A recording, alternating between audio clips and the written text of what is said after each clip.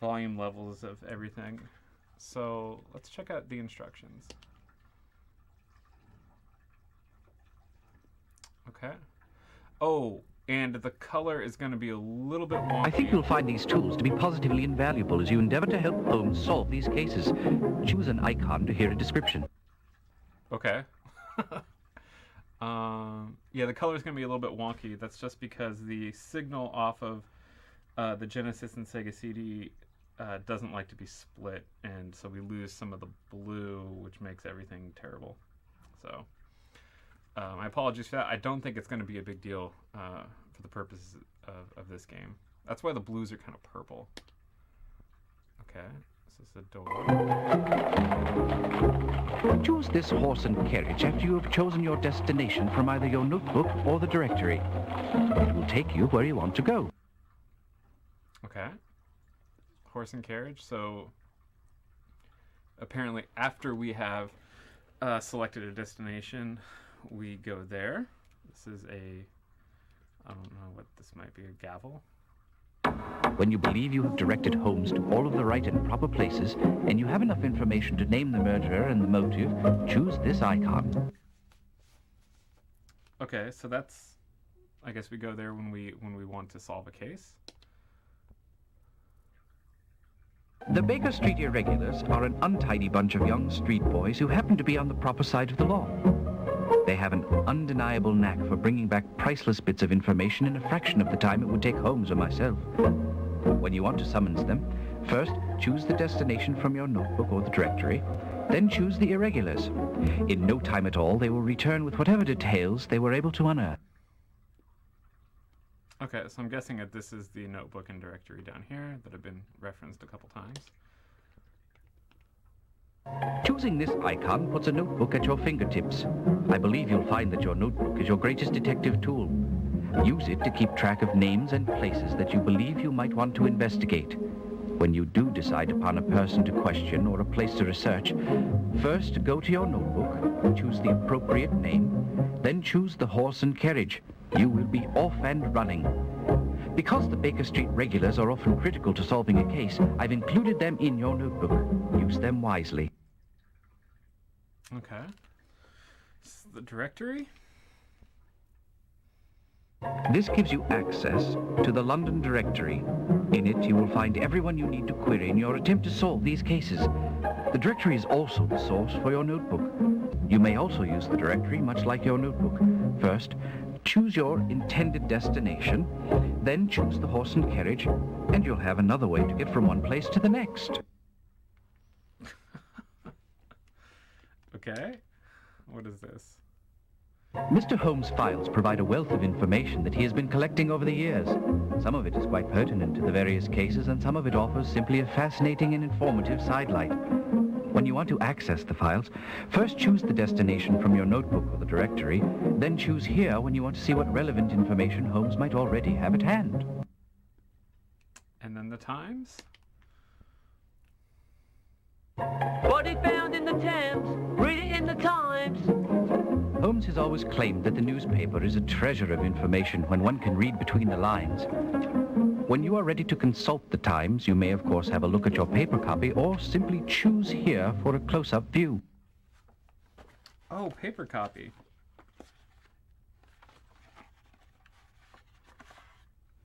We actually have a copy of the Times here.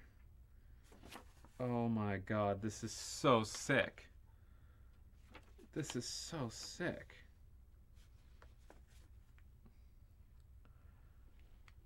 Oh yeah, that does sound like a 50s shopping network music.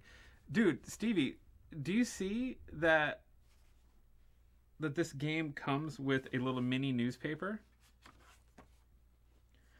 I want to put a picture of this on my Facebook post as I'm trying to lure people into to participate in this.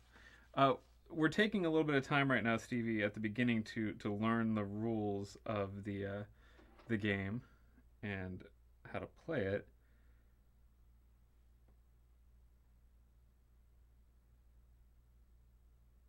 My God, that's pretty freaking cool. I think it might be easier to read it on the newspaper than on the game screen.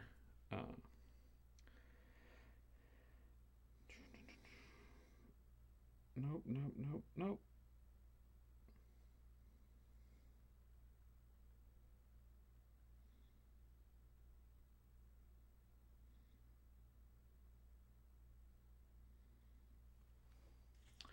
Okay, and then does this thing do anything? Or is that just that's just decoration? Okay. I am definitely going to be arriving at false conclusions. I'm pretty sure. Okay, so I don't really know yet at all what we're doing, but that was the instructions page. This is the Holmes introduction, so yeah, Stevie, I discussed it earlier. It all has to do with the video output from the Sega Genesis. The blue gets a little bit lost when on the output. I don't know why. I've tried going just directly into the video converter without splitting it to the TV, so I don't think it's a matter of the signal getting split. It just there's just nothing I can do about it. Once it gets into the computer, everything is just screwed up.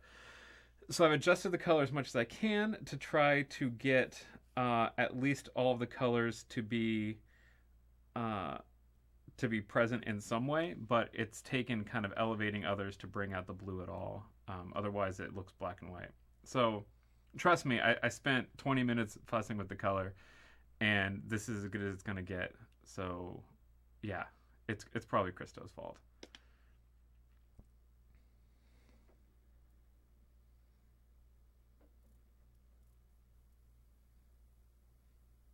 London is not a beautiful city. Under the soot that covers its buildings is a teeming mass of 4 million souls trying to survive, mostly off of each other. You see it in the paper every day. Thankfully, we have the London Times to keep us informed of all these troubling activities with an unbiased eye and razor-sharp accuracy. We find this publication to be of invaluable assistance in our investigations, and I'm sure you will as well. Among the forces of evil which run rampant in this city, there are also, thankfully, 2 groups of individuals who will aid us in our cause. As we do, they attempt to right wrongs and restore harmony and civility to the streets of London. The first of these groups is a ragtag association of young ruffians. I call them the Baker Street Irregulars. Don't let them fool you. They may be scruffy and ill-bred, but they are on the right side of the law. They can go everywhere, see everything, and overhear everyone. They are my eyes and ears in the streets of London, unquestionably a tremendous asset in our work. They will help us in our investigations if they can. The other group is a far more civilized collection of gentlemen and institutions. I call them the Baker Street Regulars. They, too, will be extremely useful in our work. At the start of any investigation, do keep in mind that it is a capital mistake to theorize before one has data. Unwittingly, one begins to twist facts to suit theories instead of theories to suit facts. The people and places to whom I will now introduce you will help us to collect the facts. May we use them wisely. Come, the game's afoot. Snake and Crane, this is Sega CD. We're playing it through the Pioneer Laser Active, but yeah, it's an FMV game. So I like how Holmes thought he was very clever naming the regulars and irregulars.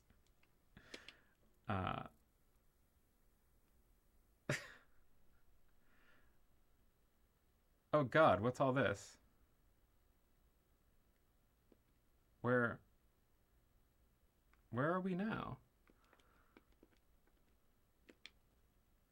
I don't know why the menu took me. Mr. Henry Ellis is the foreign news editor for the London Times. He is a great reservoir of information of what's happening on the continent. He also has an interest in crime news. Ellis is always happy to help when he can, but you must be careful of what you tell him, or you might find what you've confided to him in the next day's Times. Is everyone able to hear the audio from the Sega CD? I'm definitely gonna just let it play and not talk over Holmes because I want us all to get the same information.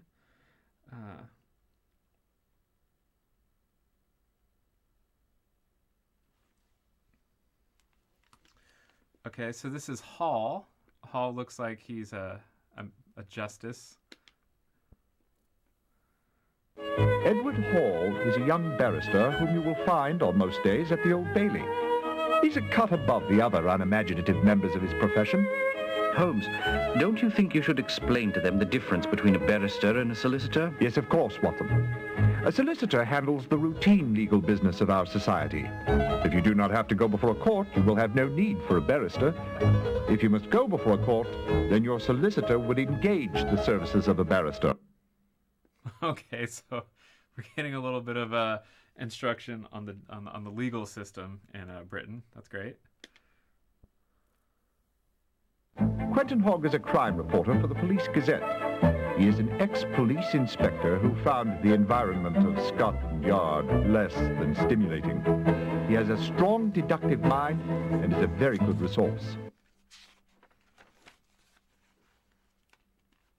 Hogg? Wait, okay, so I don't know if we're gonna need. I guess we can check this at any point, so we don't need to make notes on that. Sir Jasper is the chief medical examiner for St. Bartholomew's Hospital.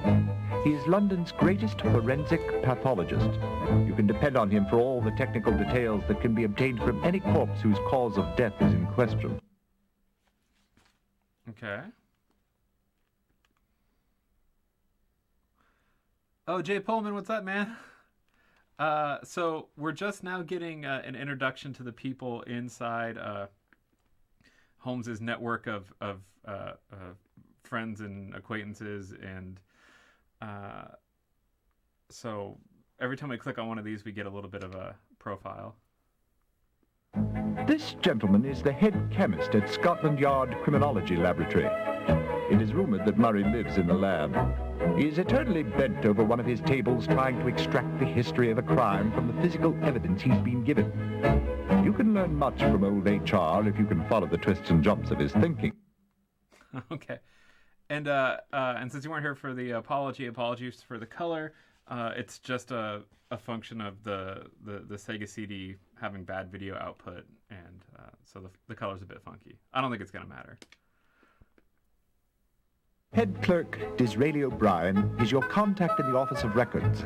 The Office of Records contains legal records, both criminal and civil, as well as state papers. I think you'll find O'Brien to be a walking, or should I say sitting encyclopedia of the office's affairs.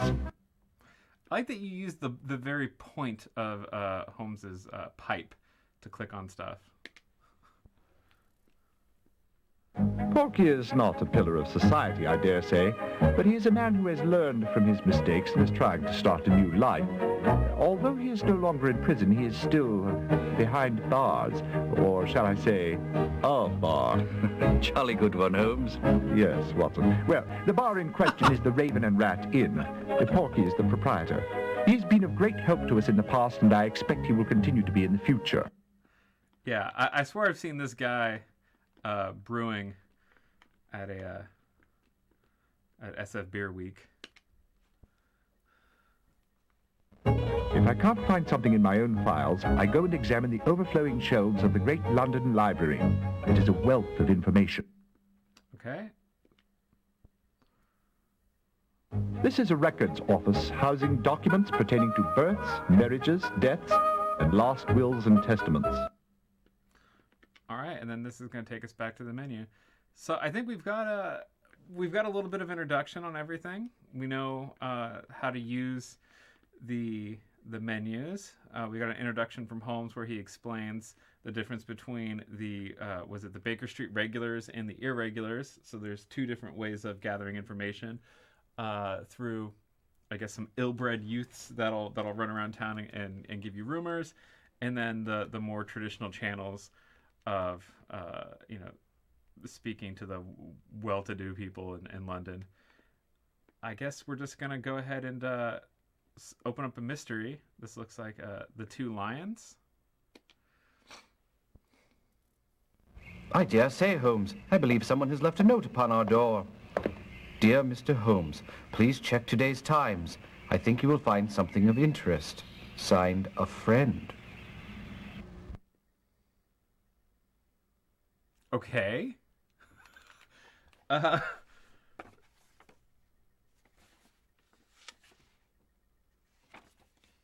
what's the date on that?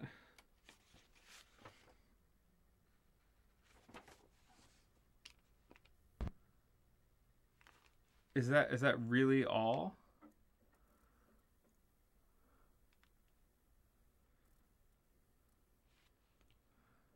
Oh, okay. So let's go here, I guess, because I'm not really familiar with this menu. What? I dare say, Holmes, I believe someone has left a note upon our door. Dear Mr. Holmes, please check today's Times.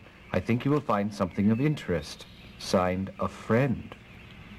So that says August 17th. Okay. Lions murdered in Hyde Park. Okay. So I wonder, how do we use this menu then?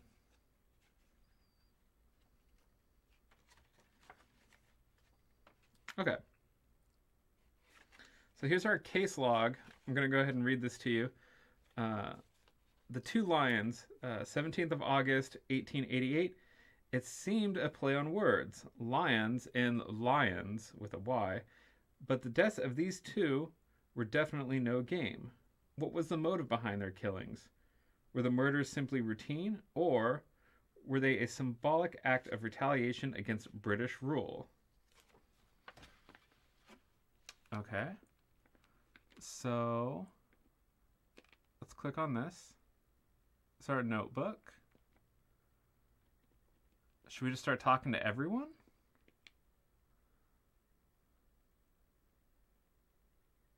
Is there any reason not to talk to everyone?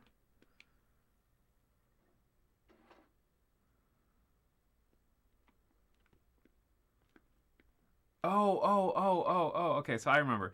So you go here, you click on somebody, and then you go to them.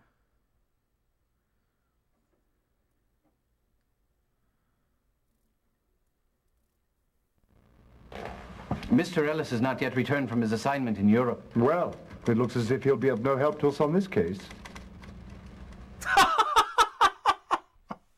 Well, I'm glad we watched that. Okay, so here's what I can tell you from the Times. Lions murdered in Hyde Park.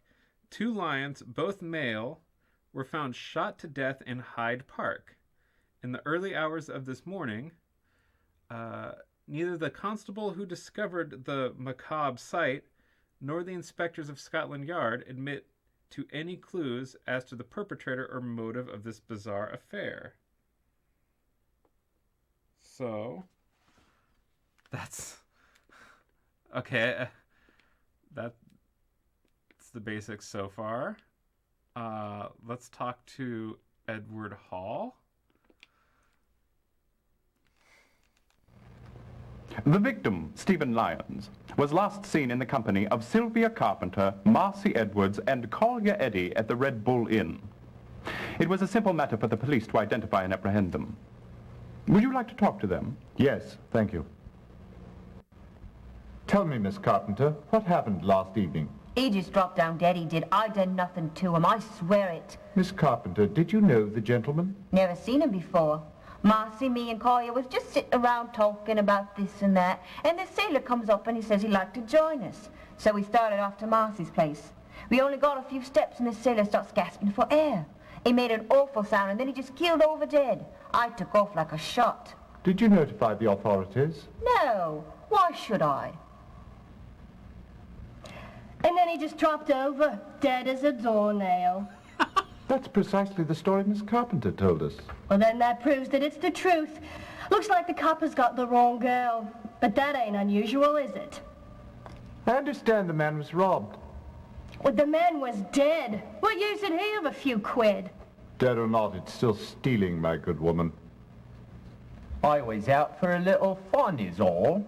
Never seen the bloke before, and I had no cause to harm him. The police seem to think that his money and gold earring might have been cause enough. Well, I took the opportunity as it came is all, but I didn't murder him for it.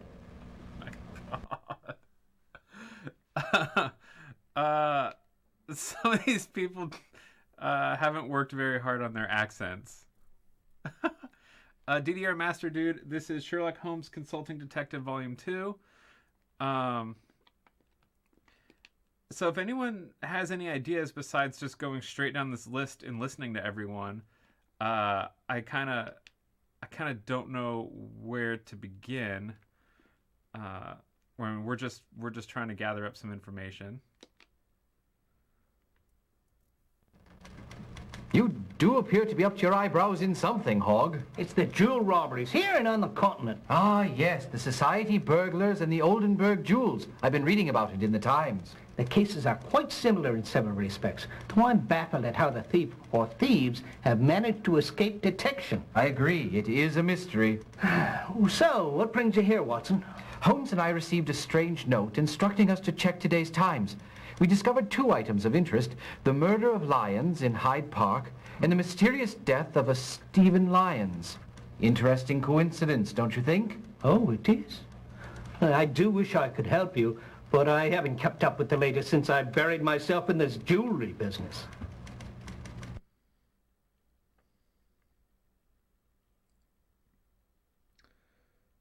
So I don't see in the Times today Stephen Lyons. Oh, hold on.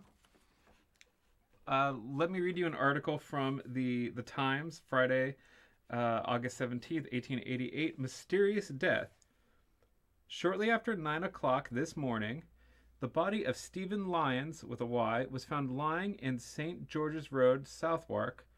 A short time previously, the deceased, a first officer of Aberdeen Shipping, was seen being led in the direction where the body was found by two women and a man.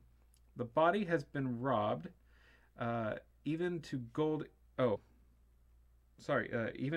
earrings which the man had been observed to have been wearing. That's kind of funny. Two women of ill fame and a man described as a laborer, but known to be the associate of bad characters, have been taken into custody on suspicion of having caused the sailor's death. There were no wounds on the body, and it is supposed that an overdose of some drug had been administered. Okay. So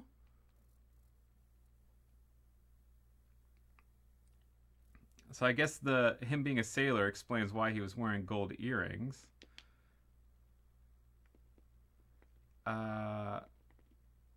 Let's talk to the inspector.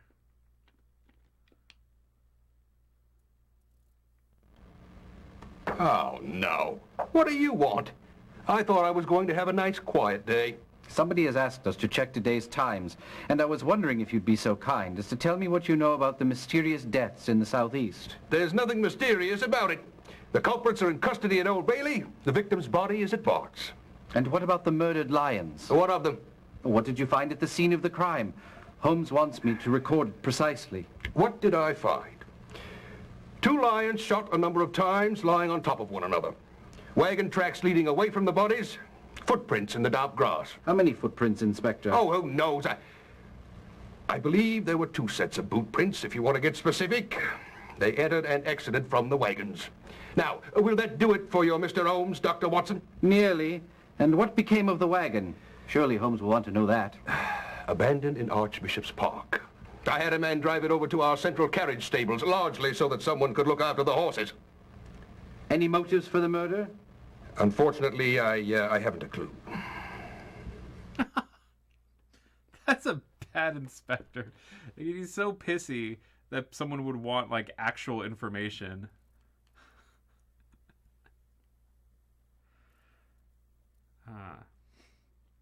Is anyone working on a theory yet?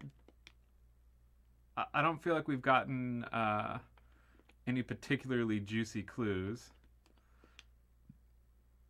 I mean, I do agree with Jay that those two women are guilty of something. No, not my tax dollars. Where was the bar where they found the guy's body?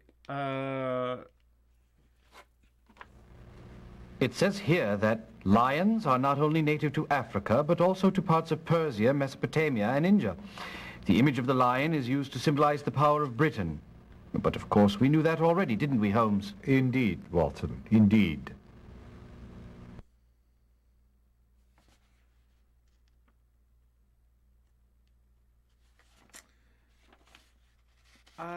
I don't know. There was an... Oh, that's... Okay. Okay, so you're starting to work on something. One of the guys that we were introduced to in, like, the overview introduction...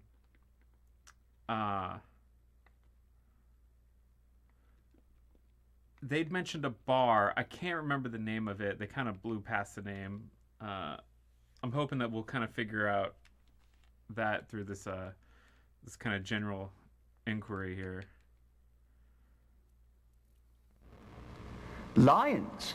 The beasts or the dead chap? The dead chap they found down on St. George's Road. Now, that's a lion I've seen. What do you suppose was the cause of death? For once, I believe the papers had it right. It was a drug, some sort of poison. What sort of drug? I don't know. It affected the respiratory system. His lips and fingertips were quite blue, but his eyes had a distinct yellow tint. I'm afraid I've never seen anything like it before. Something rather exotic, I should imagine. Well, definitely, you know, if he was at a bar, it'd be easy to give him a drink laced with something.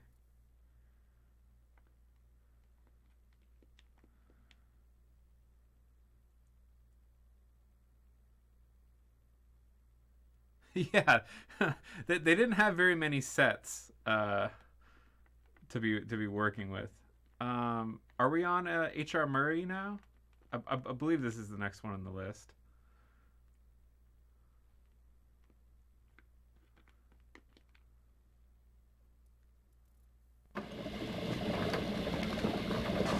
Why, HR, whatever are you doing? Going home, Whitson, going home. Going home? I was hoping you could answer a question about the mysterious death of Stephen Lyons. Lyons. Ah, yes, 896. No real evidence for that one. Just some clothes. No personal effects. Clothing undamaged.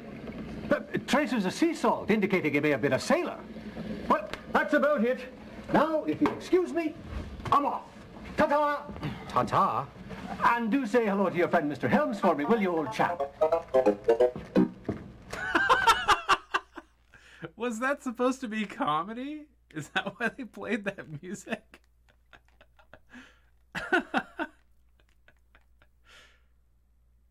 Well, we already knew he was a sailor. That didn't seem to be much use at all.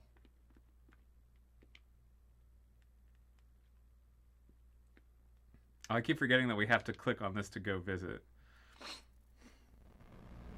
Let me have a look at this list. Of all of these people, Thomas O'Neill is the only name that rings a bell. He was a suspect in several jewel robberies, but he was never convicted. I see. What was that name? Thomas O'Neill?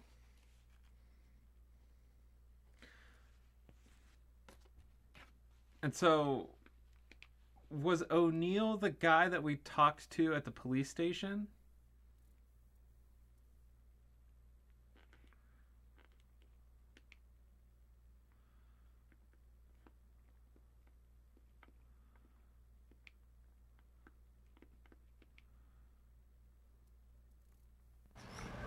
Well, Watson, it seems that old Langdale is at home with a raging case of the sniffles. Perhaps we should call on him there. No, I dare say we'll all be better off if we leave him alone with his tissues and his mustard plaster. Okay. Okay.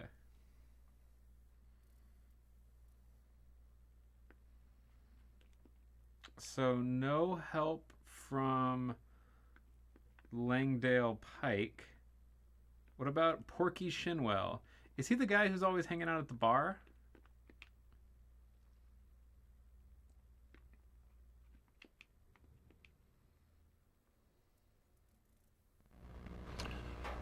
Don't know a thing about them jungle-type lions, but I might be able to help you out with Stephen Lyons. How so, Shinwell? Did you know him? Well, he came in here from time to time whenever his ship was in port. Friend of mine up at Pentonville knew his brother. Says the two of them were lock-pickers of the ace variety. Anyways, just yesterday afternoon, Stephen Lyons comes in here with some red-headed fella. About an hour after Lyons left, in comes Derek Quinn, and he struts right over to this red-headed bloke. Who might Derek Quinn be? Don't know, sir. But I've never liked the looks of him, I haven't. What about Thomas O'Neill? Do you know anything about him? Don't believe I've ever met him. But from what I hear about the bloke, I'm surprised I didn't run into him in the slammer. What have you heard? It's only rumor, mind you. But he's suspected of every jewel theft from here to Timbuktu. And they says he'd two-time you in the wink of an eye if it'd line his pockets.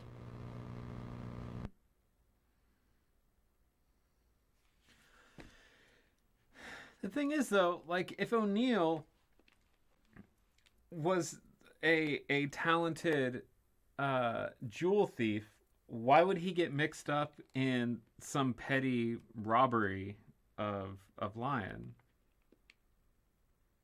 I mean, unless he just wanted him dead, but...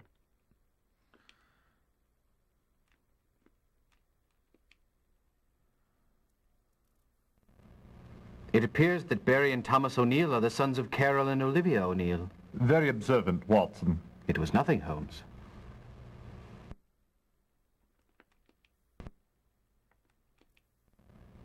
It appears that Barry and Thomas O'Neill are the sons of Carol and Olivia O'Neill. Very observant, Watson. It was nothing, Holmes.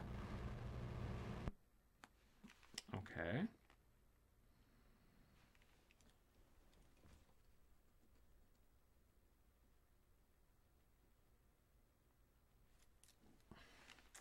Yeah, really good names. Okay, so this was, like, that's the end of the questioning of the, what are they called? The Baker Street regulars. I believe...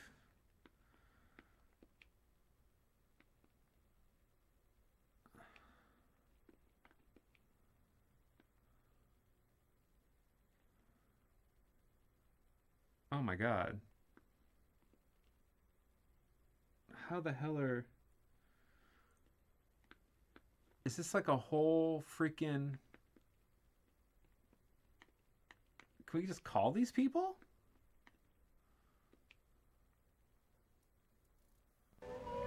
I was wondering if you could tell me anything about the death of your sons, Lyons. Oh, I wish we could. You know, Barry has traveled all over the world. And to think it would happen right here in London. You've traveled with him, haven't you, Mrs. O'Neill? Yes, I did. For all 5 years of our marriage. But I must say I'm getting a bit weary of it. I mean, really, Mr. Holmes, it's no life for a married man to go traipsing all around the world. Of course it isn't. He should settle down and raise a family. My husband, Carol, could get Barry a job down at Rogers and Singer. Before I die, it would be nice to have one of my boys right nearby. Where is your other son? Last we heard, Thomas was in Oldenburg, Germany. Germany? Royce Late Show just finished a tour of Germany, did it not? Yes, it did. Tell me, did you happen to see your brother-in-law while you were there? I certainly did not. But my husband might have. I can't really say for sure. You see, we don't talk about Thomas much. I don't mean to pry, but may I ask why? it's nothing really. You see, years ago, Thomas loaned Barry some money when he was trying to put together his animal show. And now Thomas believes that Barry is forever in his debt.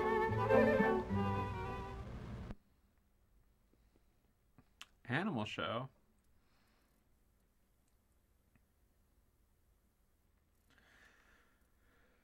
Okay.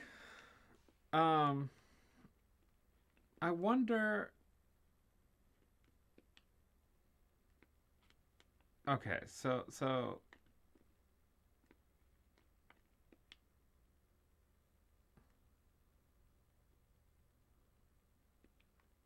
Okay.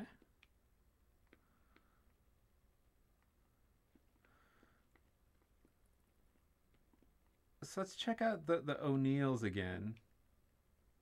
Is it Barry O'Neill that is the one that was in jail?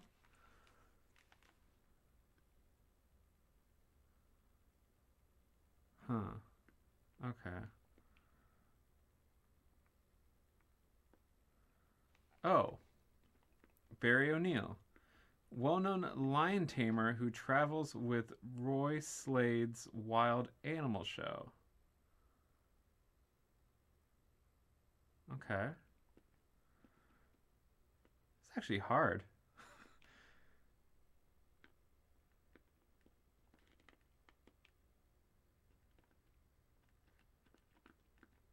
Let's look up Thomas O'Neill. Thomas O'Neill, the often accused but never convicted jewelry thief. After several significant burglaries, both in London and on the continent, it was said that a red-haired man was seen fleeing the scene, which is one of the reasons O'Neill was under suspicion. Okay, so Thomas.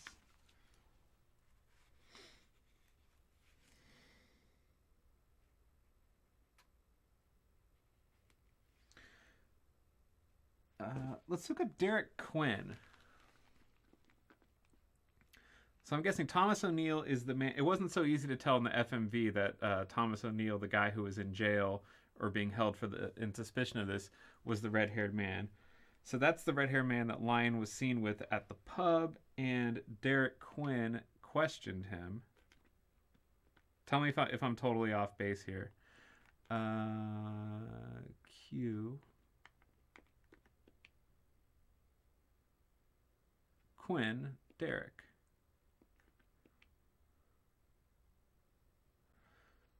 Derek Quinn. Mr. Quinn is the proprietor of Vipers Unlimited.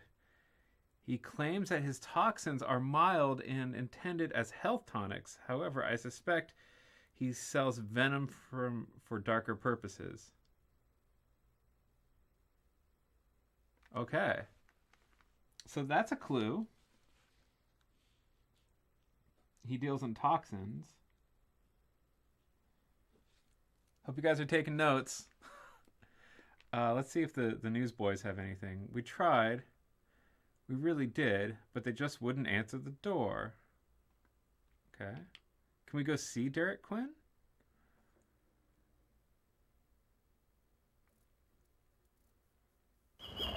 What did you learn, Watson? Not a thing, Holmes. You learned nothing? Don't get testy, Holmes. There wasn't anyone about.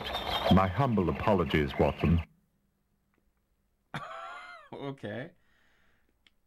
So, going to see Derek Quinn didn't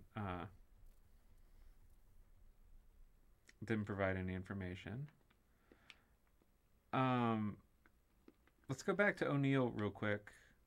I guess both O'Neills, just since, while we're at it. Can we directly go to them? Pity. It appears that no one is in. However, can you tell, Holmes? There is a sign on the door that says, "We are gone for the day." How terribly observant, Holmes. Elementary, my dear Watson. Fuck off. Like, why not just not have the icon highlighted so that we don't have to watch a video for that? Okay, one more O'Neill, and I think we're done with the O'Neills for now.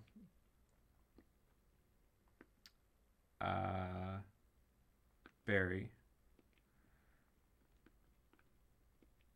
Let's go see Barry O'Neill directly. All this way and not a clue to help us solve this case. How terribly disappointing. Okay.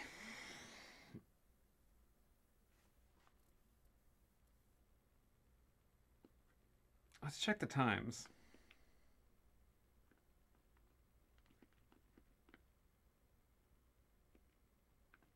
This is the day that we're actually looking at.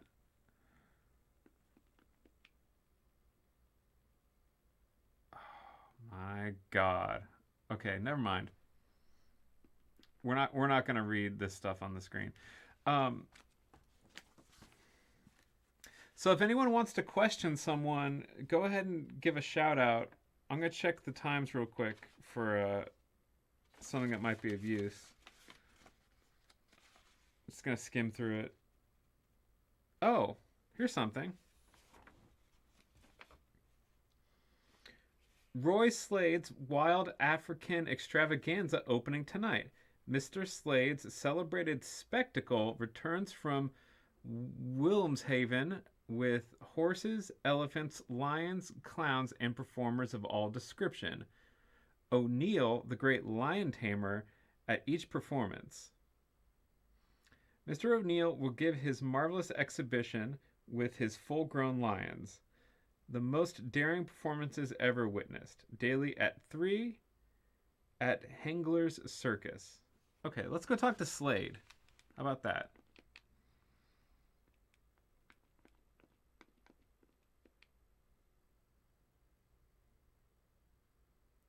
Oh, wow. Okay, so... Slade.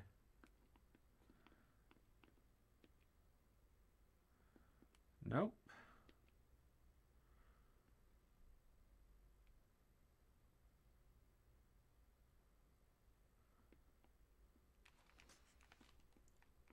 So let's this is it was Aberdeen Navigation that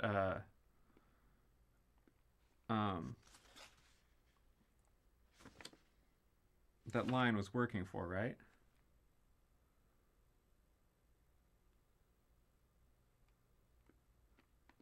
Okay.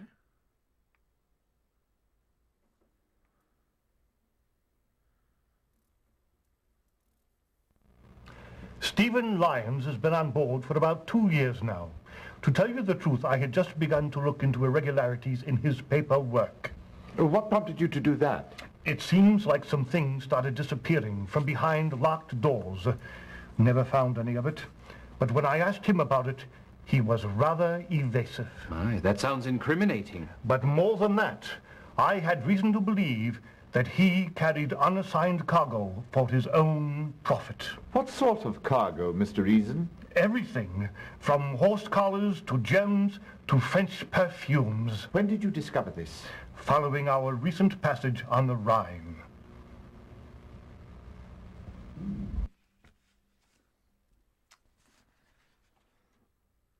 Well, that was interesting.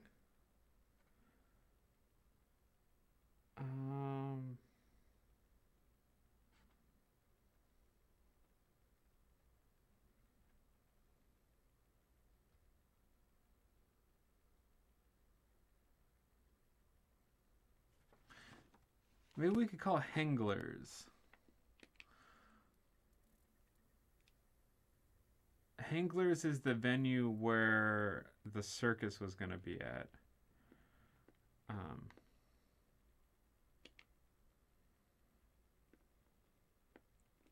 So it'd be in the H's. Hengler's Circus.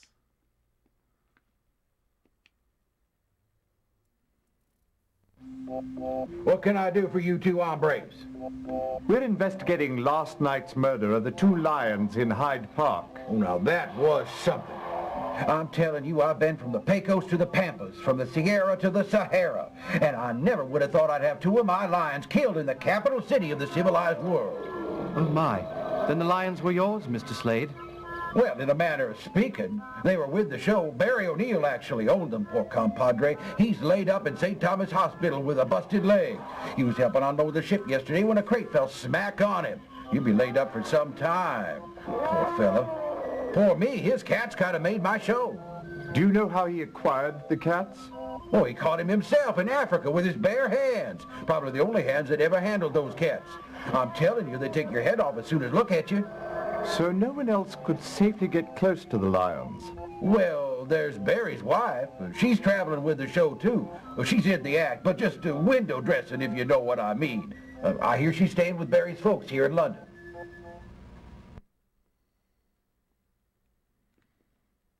Okay.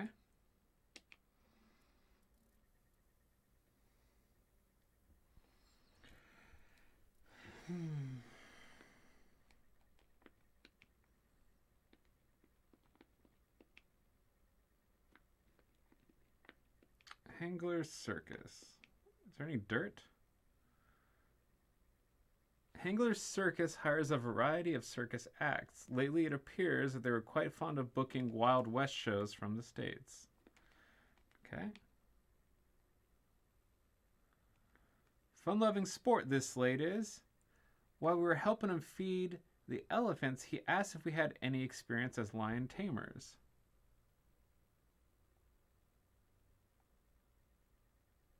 Oh! That is quite an accusation there, Jay Pullman. Do you remember what the name of Barry's wife was?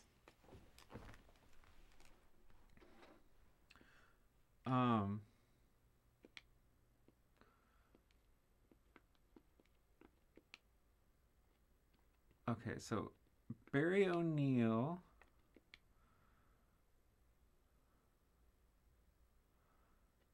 Mary, okay.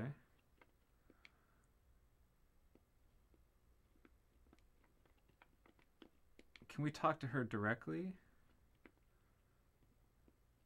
No. Okay. That's a pretty interesting jump. Okay. So let me get this straight. Barry is a lion tamer working for Slade's company. Then what's the connection with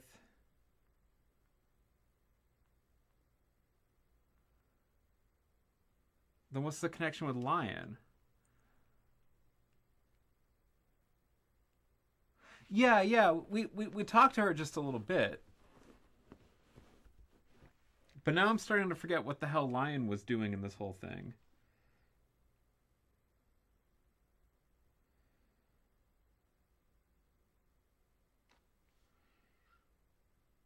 Lion was smuggling in contraband with Aberdeen Shipping Company.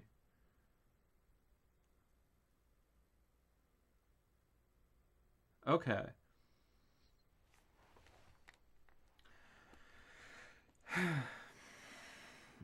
Okay.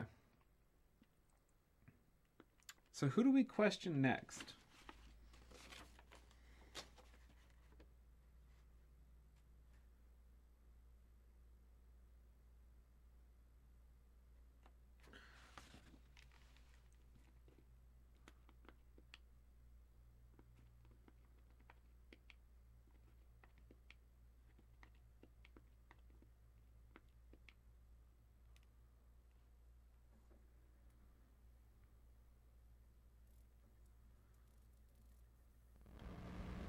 Oh, no. What do you want? I thought I was going to have a nice, quiet day. Somebody has asked us to check today's Times, and I was wondering if you'd be so kind as to tell me what you know about the mysterious deaths in the southeast. There's nothing mysterious about it. The culprits are in custody at Old Bailey. The victim's body is at Bart's. And what about the murdered lions? What of them? What did you find at the scene of the crime? Holmes wants me to record it precisely. What did I find? 2 lions shot a number of times, lying on top of one another. Wagon tracks leading away from the bodies. Footprints in the damp grass. How many footprints, Inspector? Oh, who knows? I believe there were 2 sets of boot prints, if you want to get specific. They entered and exited from the wagons. Now, will that do it for your Mr. Holmes, Dr. Watson? Nearly. And what became of the wagon? Surely Holmes will want to know that. Abandoned in Archbishop's Park. I had a man drive it over to our central carriage stables, largely so that someone could look after the horses. Any motives for the murder? Unfortunately, I haven't a clue. Okay. That's right. So... I didn't know it was going to replay that when we went to Scotland Yard.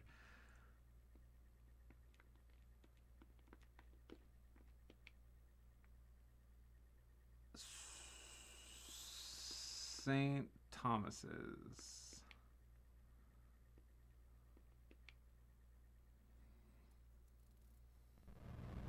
Mr. O'Neill, Dr. John Watson, may I speak with you for a moment? What about? Your lions. We're investigating their murder. Oh, you're from the police? No, I'm working with Sherlock Holmes. The lions were yours, were they not? Yes. And such good lads, both of them. Lenny and Bruce. We've been together so long. I don't know what I shall do without them. Do you have any notion who would want your lions dead? No, not really. I can't quite imagine who would... Oh, 2 innocent lions dead. There, Mr. O'Neill. I assure you, Mr. Holmes and I will get to the bottom of this.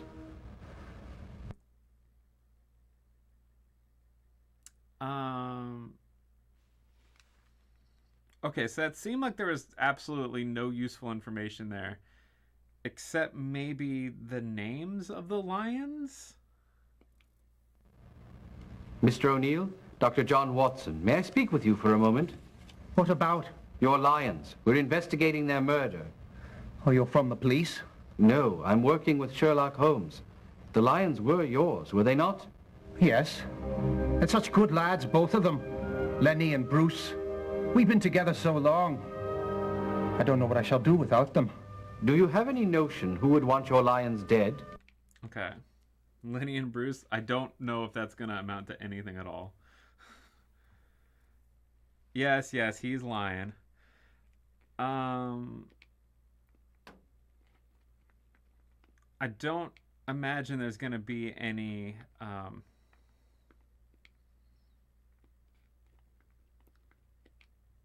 extra information on just the hospital.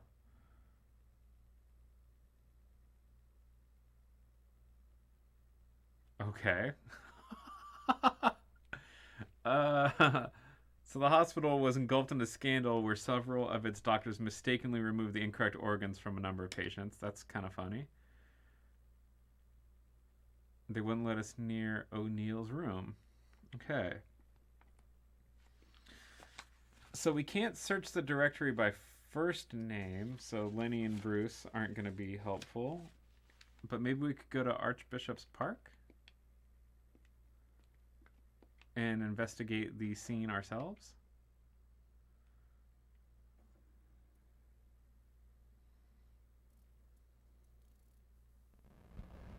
I question why we have come to this location. If clues are what we are seeking, then we are in the wrong place altogether.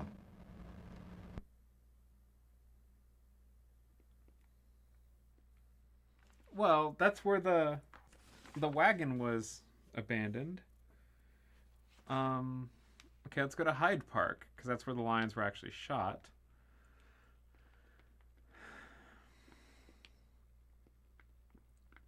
Yeah, please, if anyone's got an idea of, just where we're going to go and investigate stuff, shout it out. I question why we have come to this location. If clues are what we are seeking, then we are in... What are you talking about? The lions were shot in Hyde Park.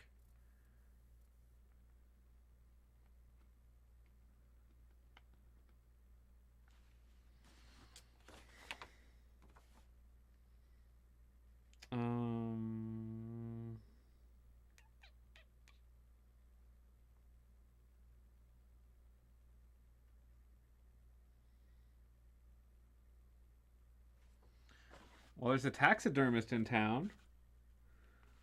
Underhill.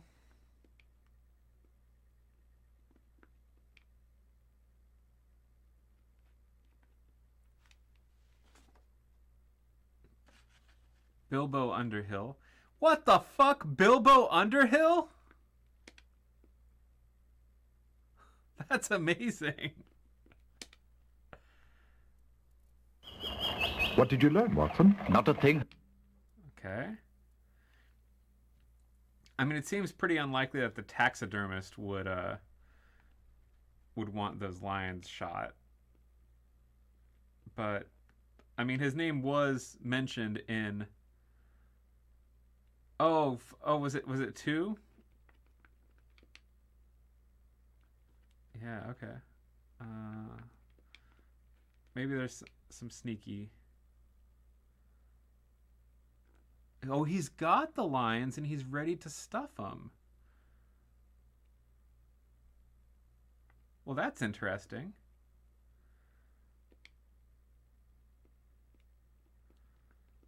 Okay.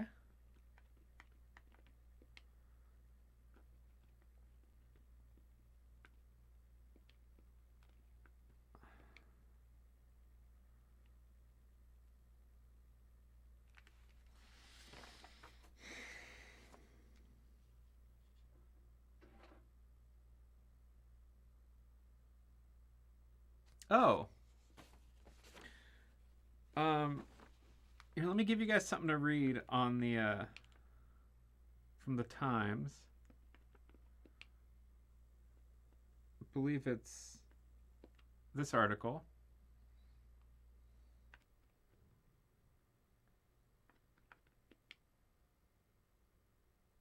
Oh, what?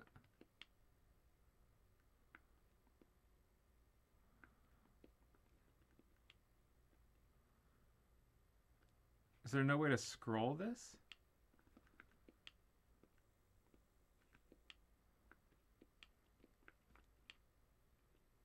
Oh, that sucks. Okay, so yeah, I guess we can't scroll. Oh yeah, we can. Okay. Surely the time has come to grant home rule to Ireland. To to let Irish people out from under the heavy paw of the British lion.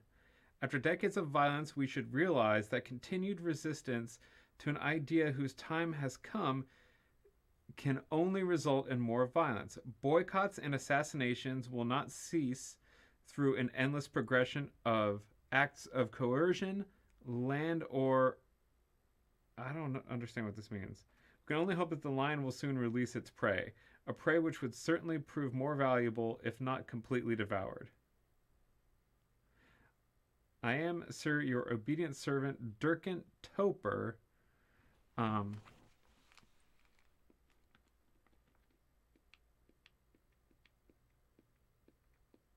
Yeah, is it possible for you guys to read this?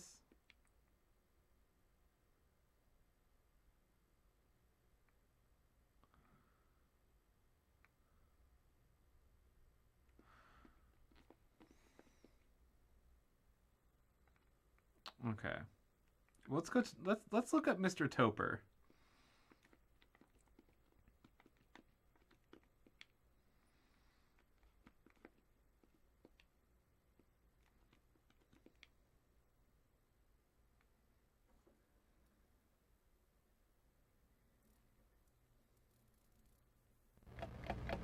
Mr. Topper, I am curious about the coincidence of your letter to the editor and the murder of 2 lions in Hyde Park. I assure you that while the symbolism of the act does not escape me, I abhor any sort of violence and am quite capable of making my point by other means. I'm a firm believer that the pen is mightier than the sword.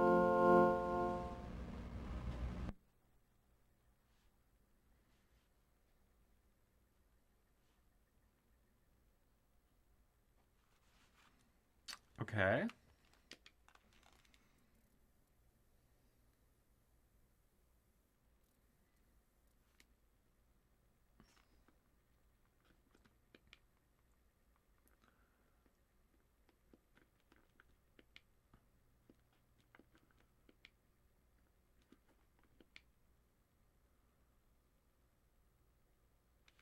Okay, so Mr. Topper is an avid Irish nationalist Treasurer of the Irish Social Club. Maybe we're starting to get somewhere here.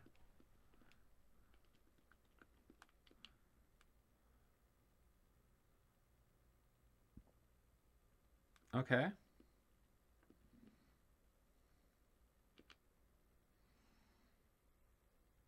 Oh, I'm sorry. I forgot the name of the Irish party.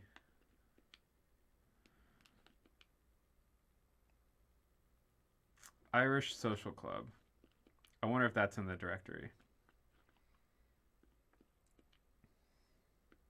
Irish Social Club.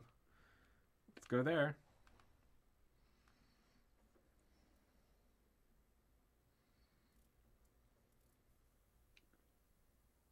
Sorry, Holmes. No information here. Well, let's not dawdle, Watson. There's work to be done. I mean, this could be a total red herring. But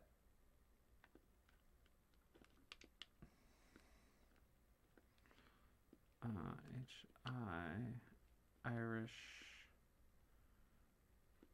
Social Club.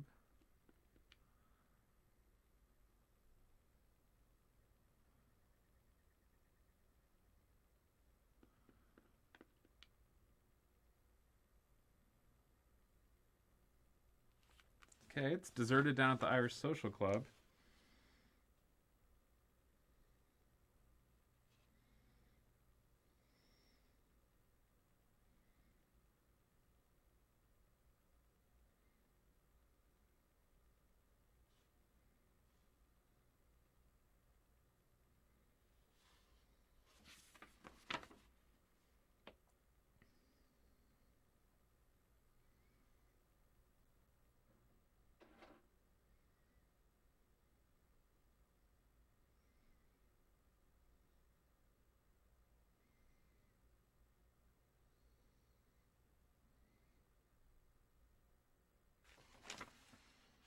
Sorry, I'm just checking the times to see if anything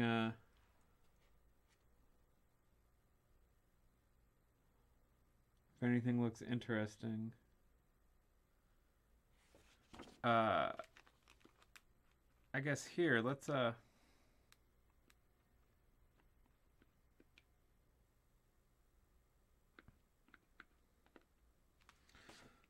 give you guys something to read while I'm reading.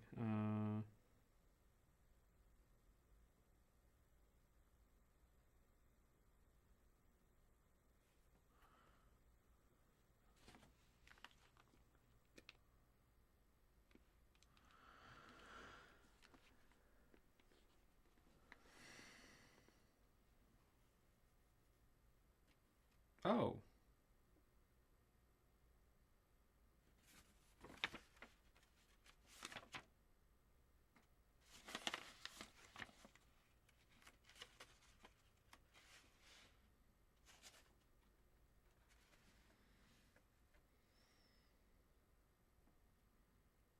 Okay, maybe this isn't worthless after all.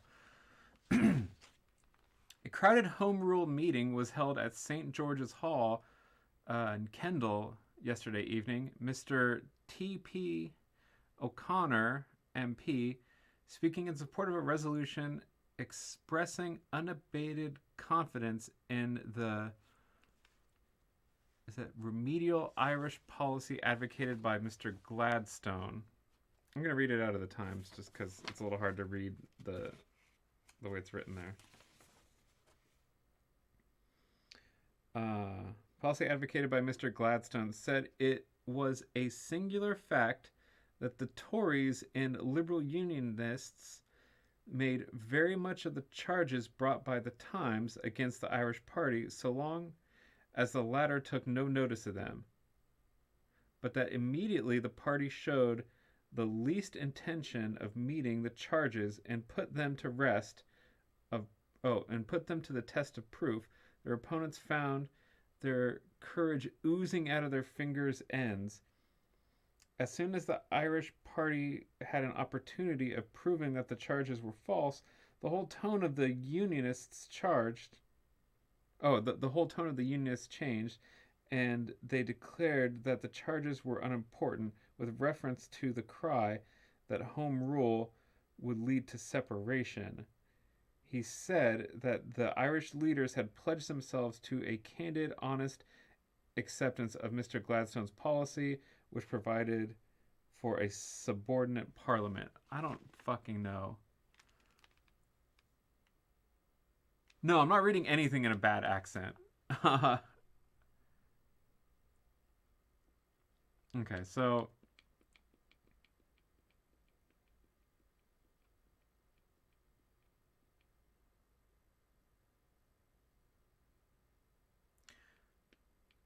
this seems kind of interesting. O'Reilly? Do you mean Bill O'Reilly? Okay, so let's talk to Mr. Gladstone and Mr. T.P. O'Connor. Swerve and Irvin, what's up, dude?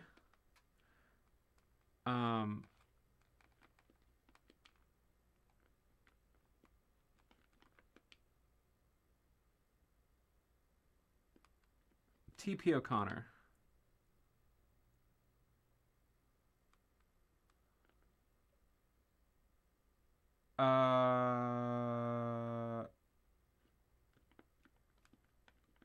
Who?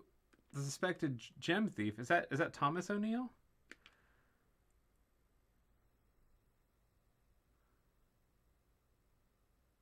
Okay, sure. Let's talk to him.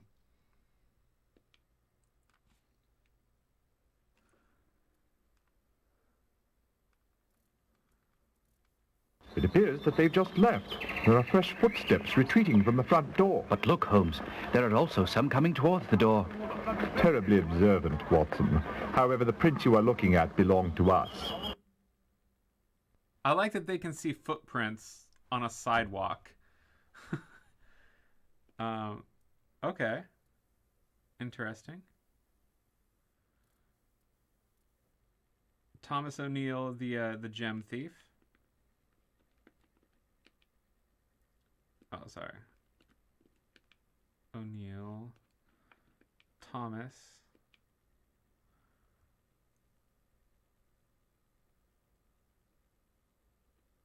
Okay. So we wanted to talk to Gladstone. I mean, I might be totally off base with all this Irish nationalist stuff, but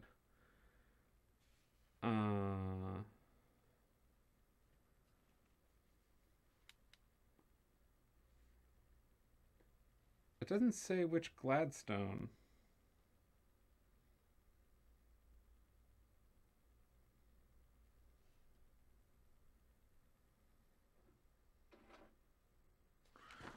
I guess we could find out this way.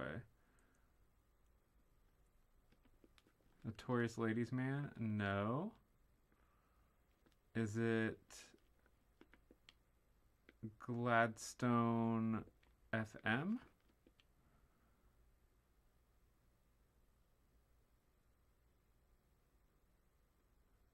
No.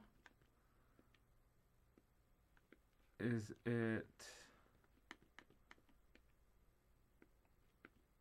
Gladstone WE? Ah.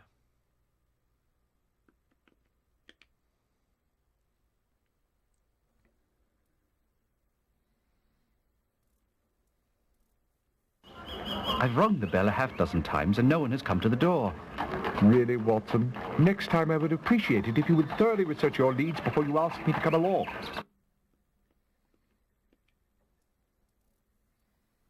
It could be, but I mean they've given us a lot of information on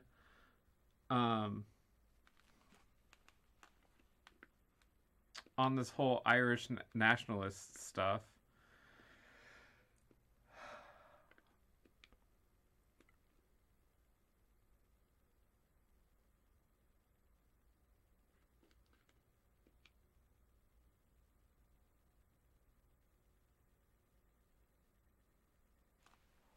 Okay, so who was it that worked with the poisons? Derek Quinn. So, yeah, I mean, we know that Derek Quinn was involved with poisons. The only problem is that kind of led to a dead end.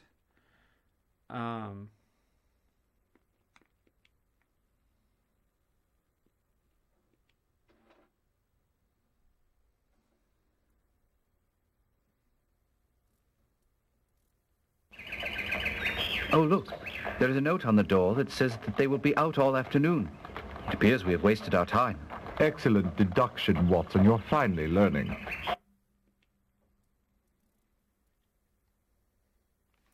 Well, maybe we can talk to those ladies some more. Does anyone remember the name of the ladies?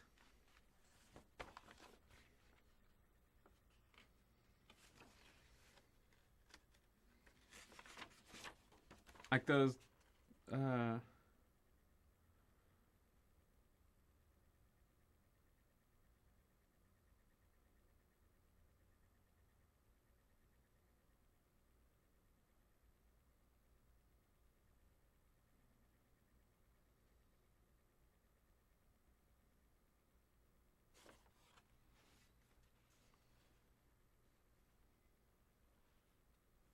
we don't know much.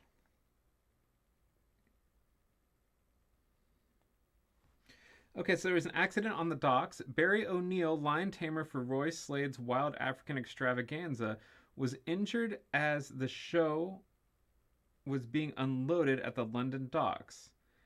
It is unfortunate that the spectacle, which will be at Hengler's Circus for 3 weeks, will be open tonight without one of its top-billed acts. Mr. Slade assured us, however, that the show will be buzzing with excitement as always.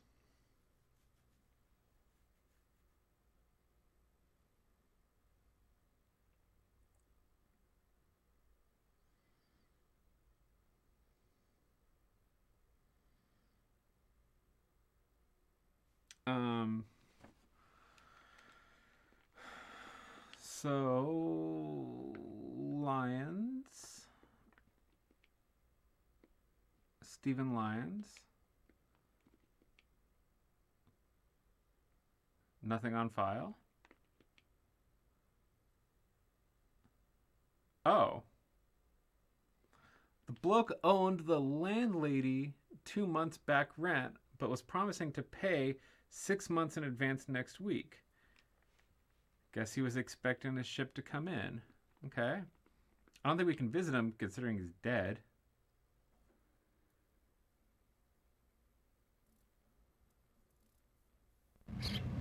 Lyon's landlady says he's dead.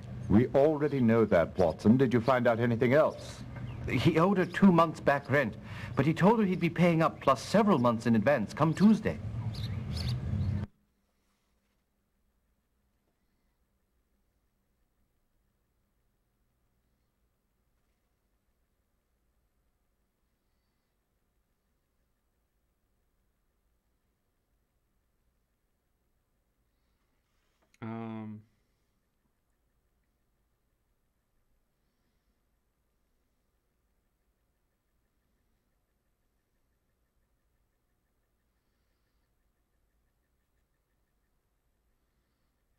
I don't know the name of his landlady, though.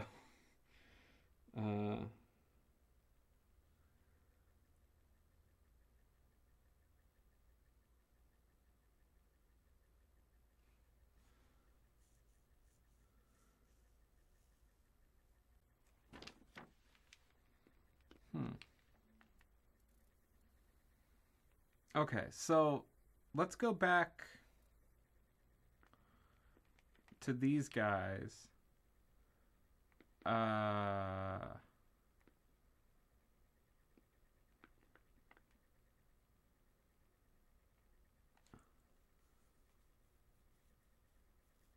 Okay, so Stevie says, so that guy seems pretty shady. In these types of mysteries, the guy that gets killed after saying he's expecting money to come in usually has a greedy partner. What did Lyons have access to that he suspected would get him rich? Yeah, I know.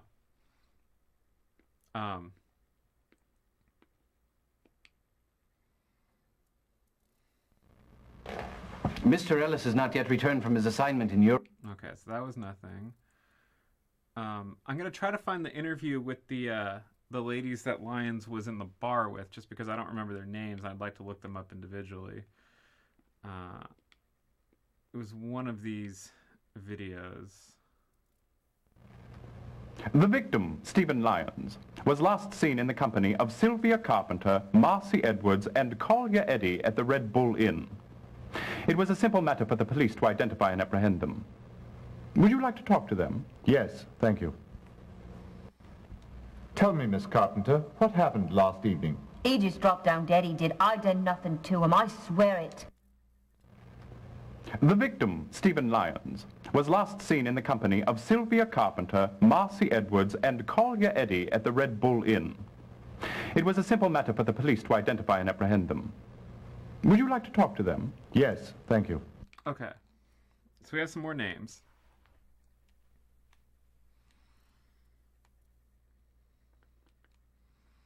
So, Sylvia Carpenter.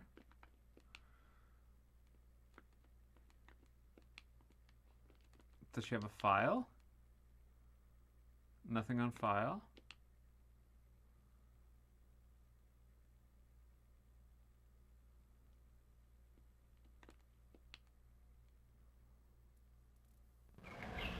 Mum's the word from Miss Carpenter's landlady.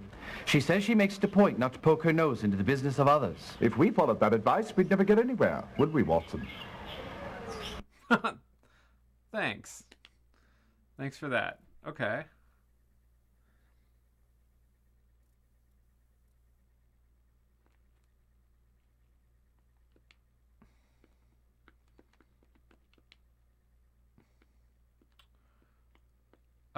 Okay, so Collier Eddy.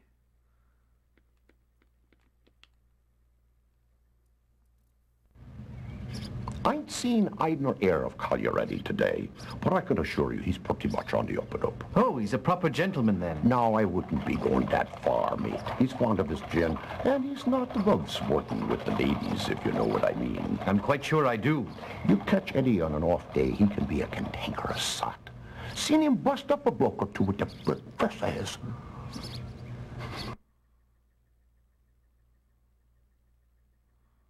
Okay.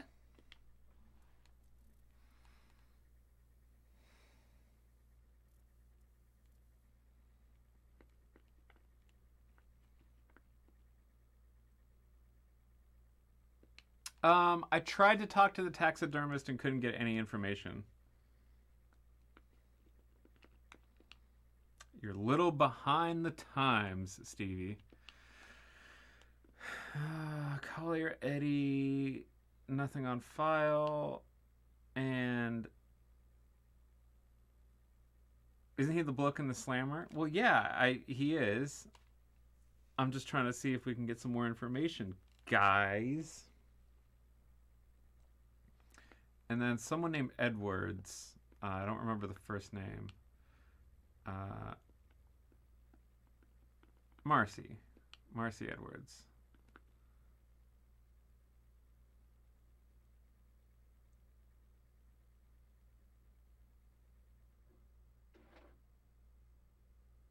Porky Cinema. So are you familiar with the names of all these people?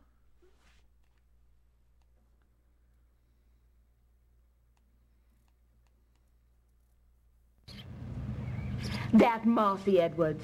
Never liked her. Never liked them blokes she brought round either. In fact, I packed her up this morning. Threw her out on her cheap bottom. Don't know where she went. Don't care neither.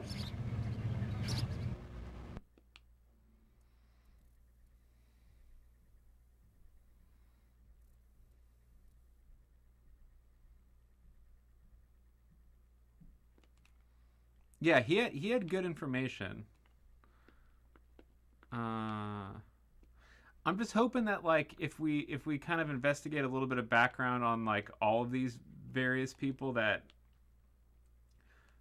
Lyons was in a that we knew he was around with, that maybe someone will bring up something of use.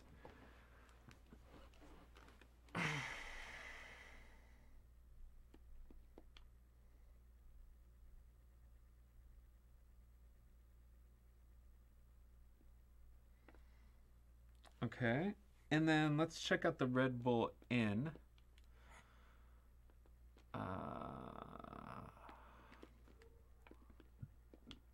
Like, I'm just tracing any word that gets mentioned. I'm just trying to follow it all the way through and see if we can figure anything out.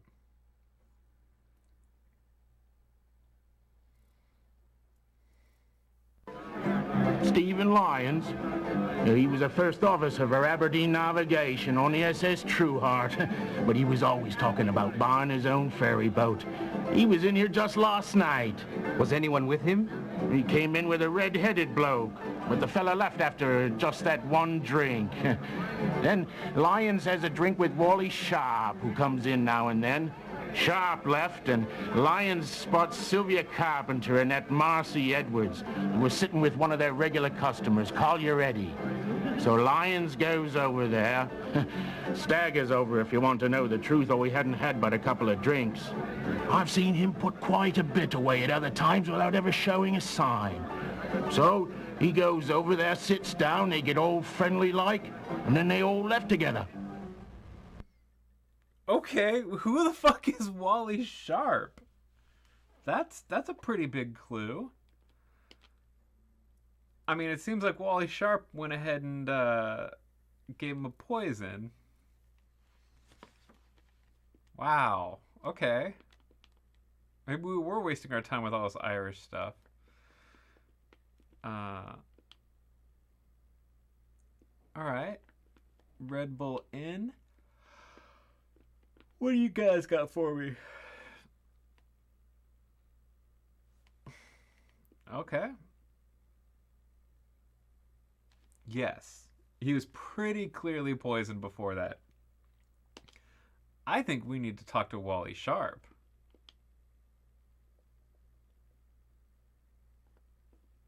Or, sorry, Wallace.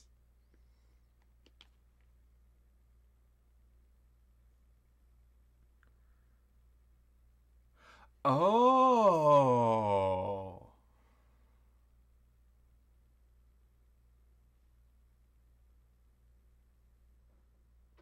Okay. So they work together.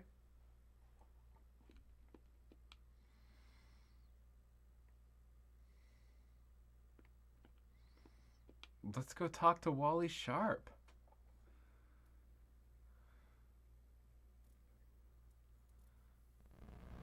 Captain Sharp, how well did you know Stephen Lyons? He was my first officer. Fact is, we didn't get on too well. He didn't like taking orders. Always talked about having his own ship someday. But Aberdeen's doesn't pay much, so where would a man like him get his hands on that kind of money? When did you see him last? Last night at the Red Bull, we had a drink together.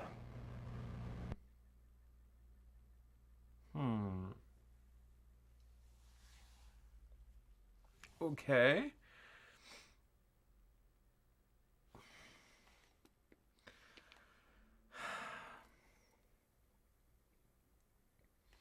That doesn't help much. Okay. Well, I'm gonna check the times now that we have a couple more names.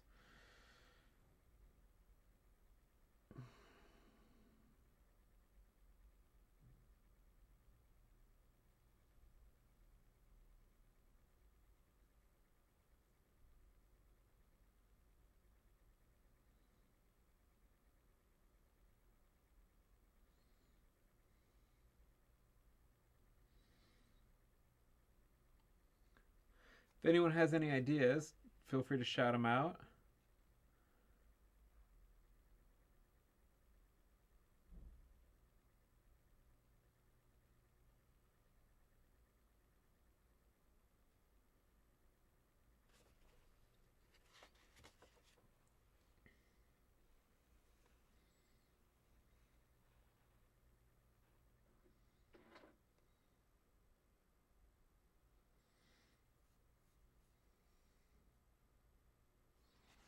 Turnbull.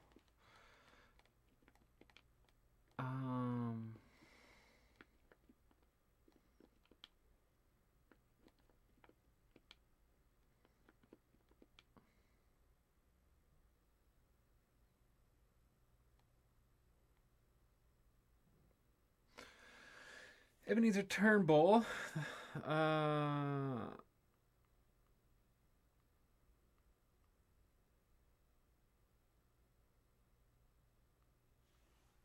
So the only reason why I'm looking into this guy is because he's involved with excavations in Egypt. You know, jewels might come from an excavation. I don't know. It's just, it was in the paper, so it's probably nothing. I can't believe we came all this way when there are more important things to pursue. Indeed, Holmes. I don't know what got into us. Okay. Probably totally unimportant.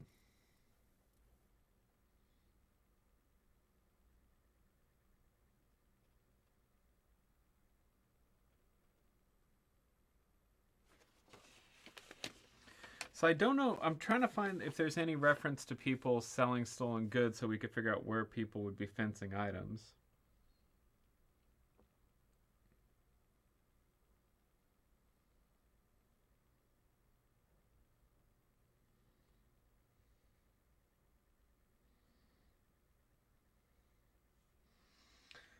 Mallory Keenan was speaking at the Irish nationalist meeting.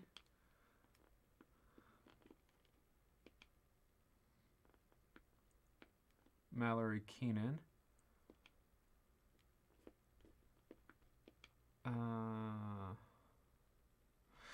Okay, so Jay Pullman says, so the one captain was complaining about stuff going missing from his ship. We have a suspected thief. We have Lyons who thought he was going to be coming into some big money, and another captain who knew Lyons could have helped fence stolen goods. Where does that leave us? I don't know. And so I thought that the one guy from the shipping company who was upset wasn't that there was stolen goods, it was that there was contraband. Right? Like, I don't think Watson did it. I'm probably wasting my time with these Irish guys, but, you know, let's just hear what this person has to say. What did you learn, Watson? Not a thing, Holmes. You learned nothing? Okay. No use there. Barry O'Neill.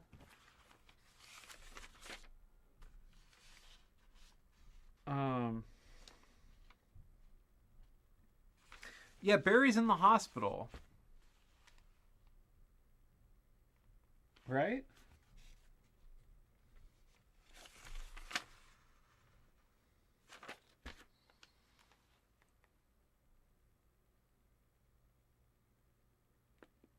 Oh. No, Thomas O'Neill's the one who's supposed to be in Germany, right?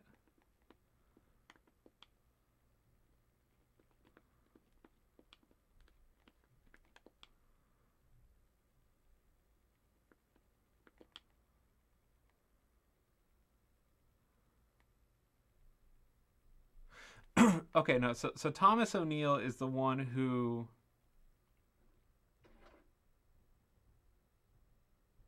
is in jail.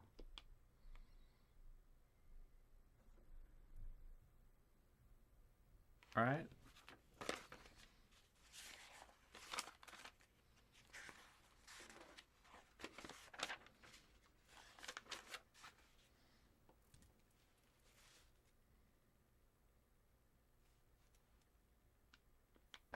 Pity. It appears that no one is in. However, can you tell, Holmes? There is a sign on the door that says, "We are gone for the day." How terribly observant, Holmes. Elementary, my dear Watson. Right? So Thomas O'Neill is the one who was picked up by the cops with the ladies, right? He was the red-haired man. Barry O'Neill is the one who is in the hospital crying about his frickin' lions, right?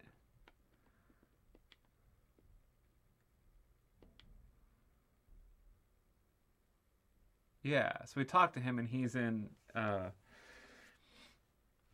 hospital.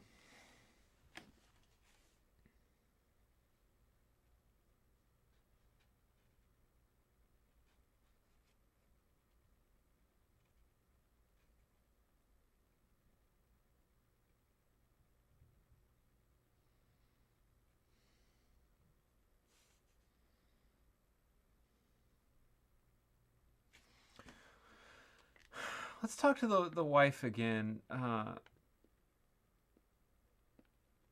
I feel like I wasn't paying close enough attention when we made this visit.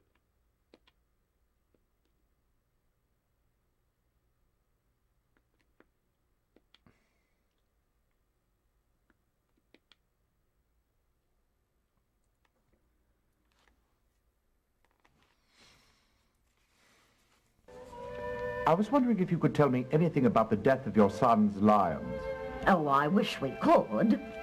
You know, Barry has traveled all over the world, and to think it would happen right here in London. You've traveled with him, haven't you, Mrs. O'Neill? Yes, I did. For all 5 years of our marriage. But I must say I'm getting a bit weary of it. I mean, really, Mr. Holmes, it's no life for a married man to go traipsing all round the world. Of course it isn't. He should settle down and raise a family. My husband, Carol, could get Barry a job down at Rogers and Singer. Before I die, it would be nice to have one of my boys right nearby. Where is your other son? Last we heard, Thomas was in Oldenburg, Germany. Germany? Roy's late show just finished a tour of Germany, did it not? Yes, it did. Tell me, did you happen to see your brother-in-law while you were there? I certainly did not. But my husband might have. I can't really say for sure. You see, we don't talk about Thomas much. I don't mean to pry, but may I ask why? Oh, it's nothing really. You see, years ago, Thomas loaned Barry some money when he was trying to put together his animal show. And now Thomas believes that Barry is forever in his debt.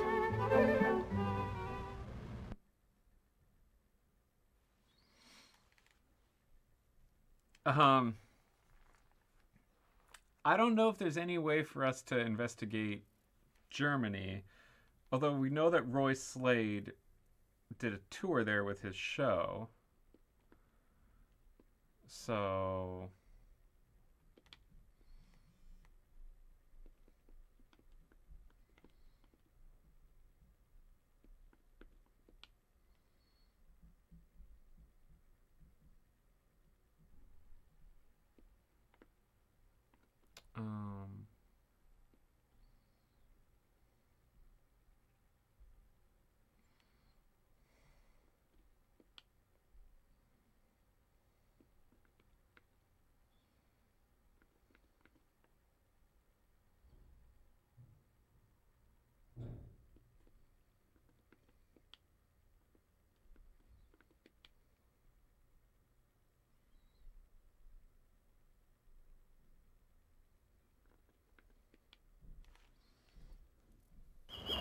What did you learn, Watson? Not a thing, Holmes. You learned nothing? Don't get testy, Holmes. There wasn't anyone about. My humble apologies, Watson.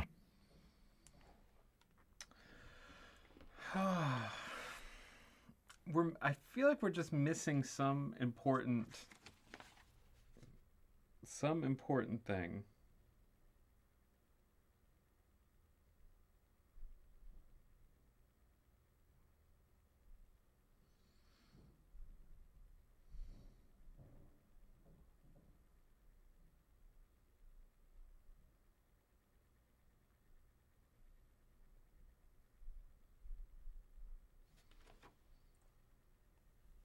Yeah, the contraband, I don't know.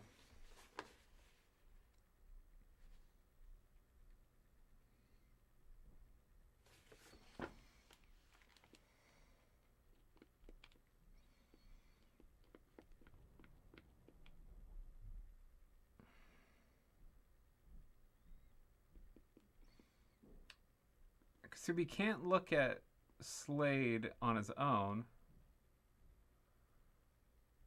Roy Slade.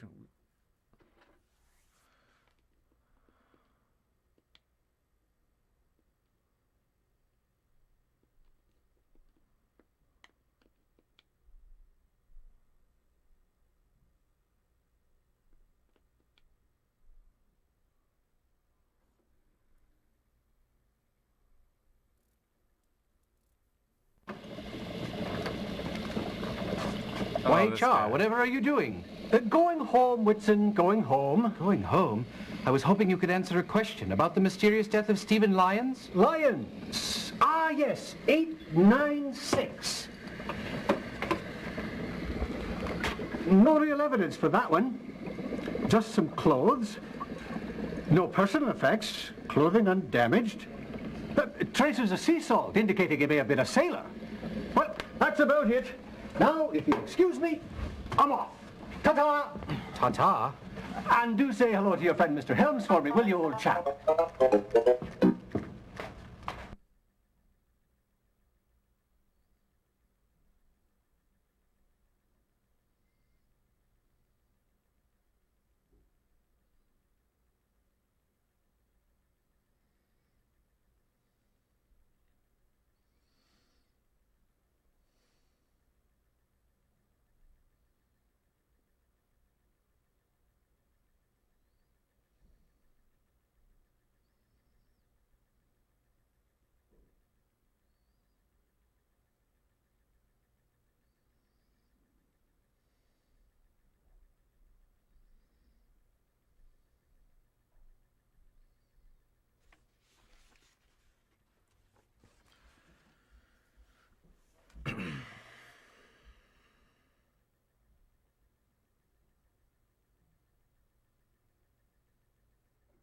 I mean, we could just try to pin it on Thomas O'Neill, but like we don't really have,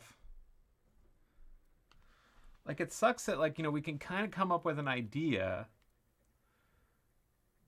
of what might have happened, but like there's not any actual incriminating evidence.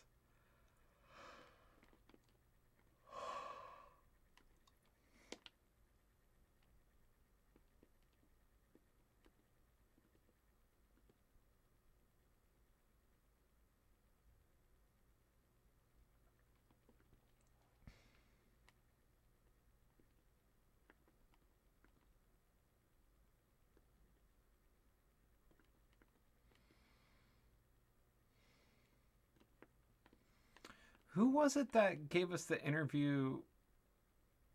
Well, I think that the girls had nothing to do with it. The guy who was being held, like the O'Neill that was being held, I don't think had anything to do with it.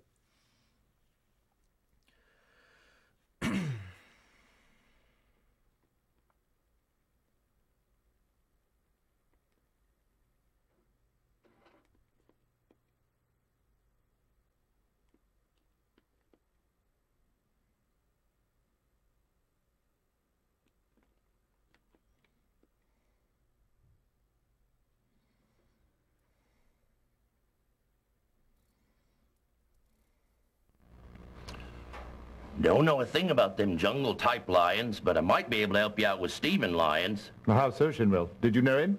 Well, he came in here from time to time whenever his ship was in port. Friend of mine up at Pentonville knew his brother. Says the two of them were lock-pickers of the ace variety. Anyways, just yesterday afternoon, Stephen Lyons comes in here with some red-headed fella. About an hour after Lyons left, in comes Derek Quinn, and he struts right over to this red-headed bloke. Who might Derek Quinn be? Don't know, sir. But I've never liked the looks of him, I haven't. What about Thomas O'Neill? Do you know anything about him? Don't believe I've ever met him. But from what I hear about the bloke, I'm surprised I didn't run into him in the slammer. What have you heard? It's only rumor, mind you. But he's suspected of every jewel theft from here to Timbuktu. And they says he'd two-time you in the wink of an eye if it'd line his pockets.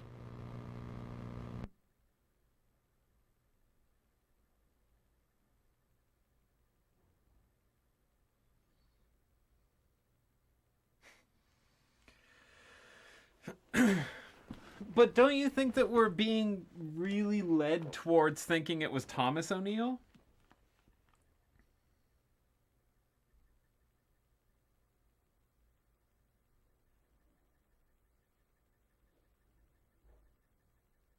Like, that seems a little obvious.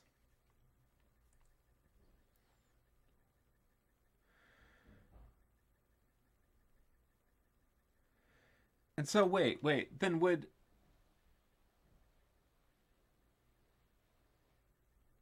But then why did they kill Lyons? Because he had smuggled in some contraband, and they wanted to just get him out of the Like they didn't want to give him a cut of it. They wanted to take his shit and fence it themselves.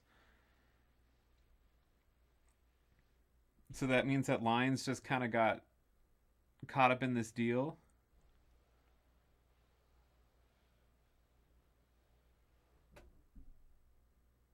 Well, I thought we knew that. Didn't we talk to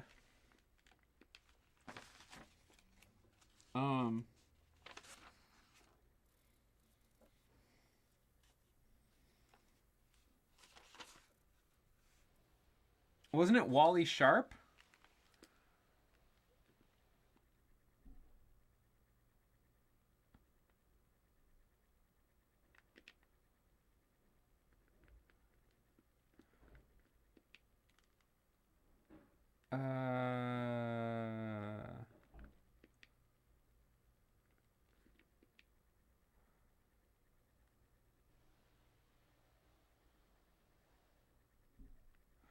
No, who was the...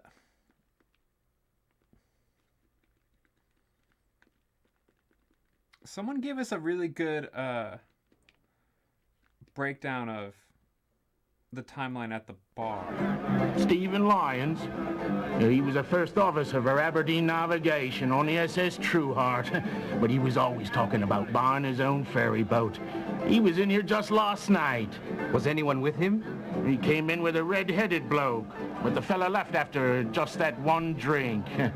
Then Lyons has a drink with Wally Sharp, who comes in now and then. Sharp left, and Lyons spots Sylvia Carpenter and that Marcy Edwards, who was sitting with one of their regular customers, Collier Eddy. So Lyons goes over there. Staggers over, if you want to know the truth, though he hadn't had but a couple of drinks. I've seen him put quite a bit away at other times without ever showing a sign. So he goes over there, sits down, they get all friendly like, and then they all left together.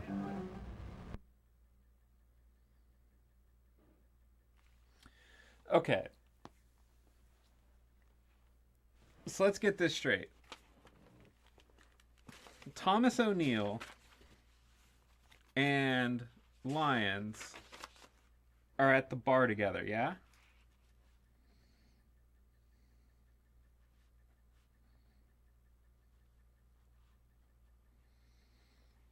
Then Thomas leaves and Wally Sharp comes up, right?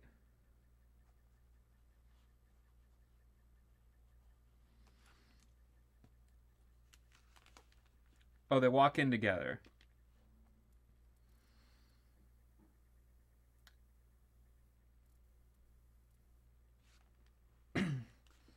Now, I forget exactly what the relationship was with Wally Sharp.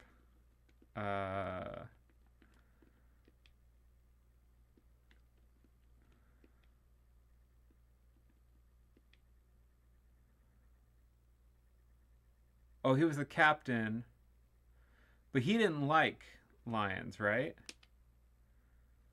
Because he was always talking about leaving. Captain Sharp, how well did you know Stephen Lyons? He was my first officer. Fact is, we didn't get on too well. He didn't like taking orders. Always talked about having his own ship someday. But Aberdeen's doesn't pay much, so where would a man like him get his hands on that kind of money? When did you see him last? Last night at the Red Bull, we had a drink together. Okay. So, then the question is, did Thomas poison him, or did Wally Sharp poison him? And then, is there any way to connect either Thomas O'Neill or Wally Sharp with Derek Quinn, who would have been the guy who would have gotten him the poison? Yeah, okay, so Jay, you're following along. Quinn is the really hard part, because no one seems to have been in much direct contact with Quinn.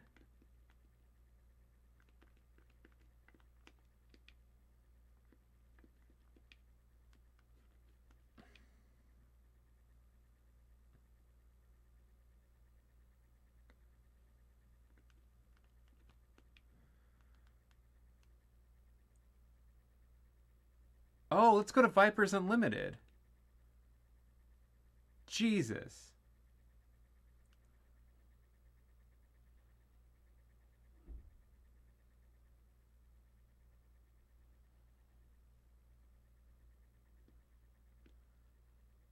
Okay, hold on. We missed a name. We might be able to find Quinn at Vipers Unlimited. Fuck.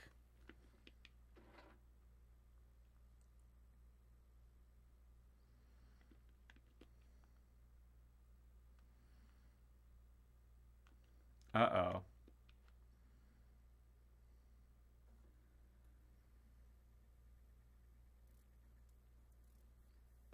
They had absolutely no information pertaining to this case. I thought not, Watson. It appears that we've wasted our time. The fuck you? We did not waste our time. This guy sold the poison. Okay. I think we're starting to put together the timeline. Porky Shinwell. Let's watch this again. Don't know a thing about them jungle-type lions, but I might be able to help you out with Stephen Lyons. How so, Shinwell? Did you know him? Well, he came in here from time to time whenever his ship was in port. Friend of mine up at Pentonville knew his brother. Says the two of them were lockpickers of the ace variety. Anyways, just yesterday afternoon, Stephen Lyons comes in here with some red-headed fella. About an hour after Lyons left, in comes Derek Quinn, and he struts right over to this red-headed bloke. Who might Derek Quinn be? Don't know, sir. But I've never liked the looks of him, I haven't. What about Thomas O'Neill? Do you know anything about him? Don't believe I've ever met him. But from what I hear about the bloke, I'm surprised I didn't run into him in the slammer. What have you heard? It's only rumor, mind you. But he's suspected of every jewel theft from here to Timbuktu. And they says he'd two-time you in the wink of an eye if it'd line his pockets. Okay, but Porky says that he doesn't know Thomas O'Neill. I mean, it's true that he just said red-headed bloke, so he might not have recognized him, but if he knew the name of Thomas O'Neill, then at some point, whoever he learned the name from might have pointed him out, right?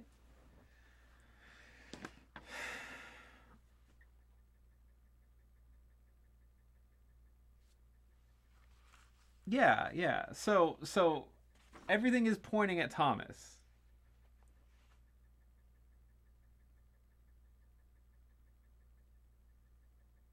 My only problem is that in that situation there, like, they made it pretty clear that the bartender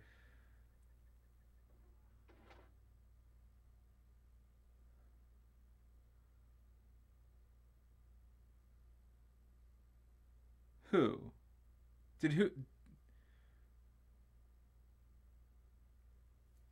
So Porky just said that he didn't know Thomas O'Neill. He thought that he would have run into him in the slammer because he had a reputation for being a thief.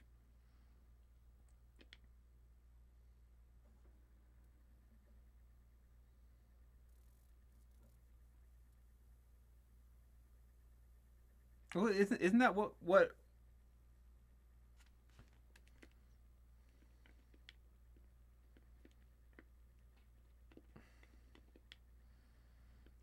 Okay. Oh.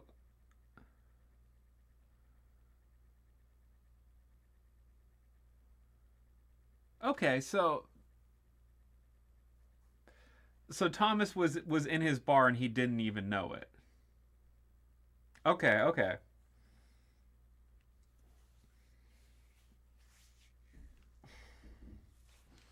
So I think my only problem with pinning it all on Thomas O'Neill is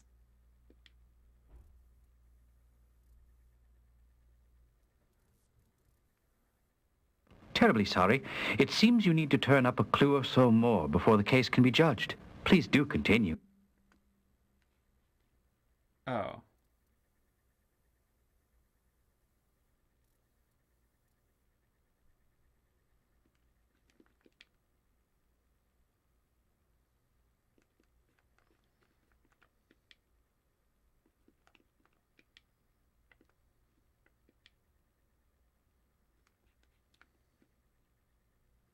How do we how do we make clues?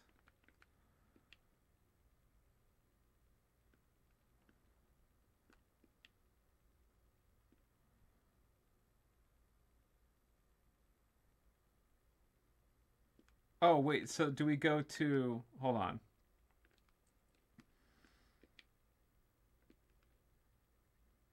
Oh, whoops. I went looking for Thomas. LMNO... Okay. So...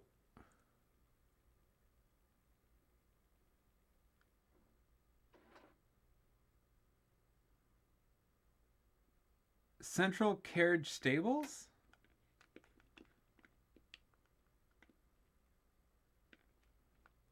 Oh.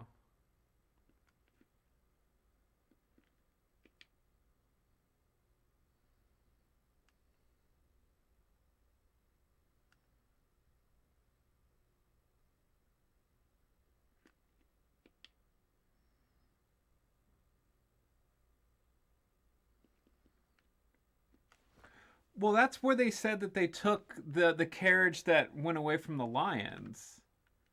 So, like, I went to the park looking for the lions. I went to the place where the carriage was supposedly found, but I haven't gone to the place where the carriage was taken after that.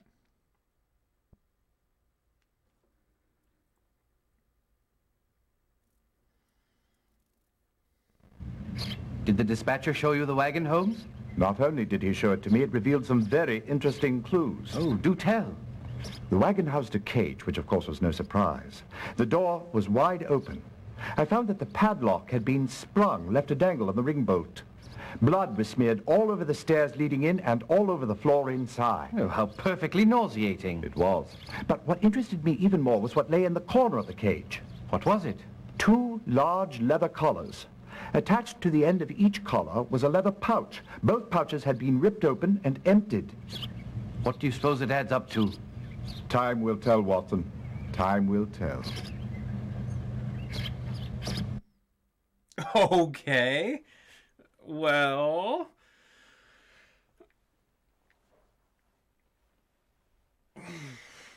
pouches around the collars...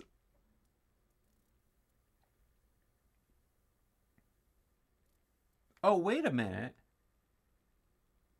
So, was the lion tamer smuggling stolen goods in the pouches around the lion tamers, or around the lion's necks?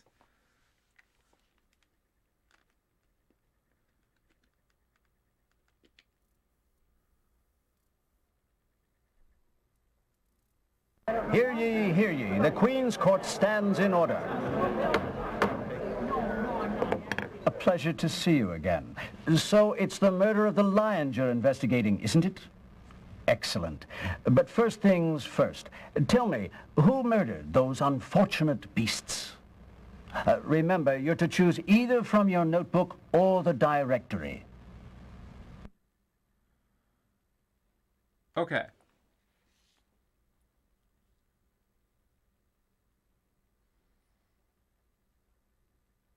So the lions themselves,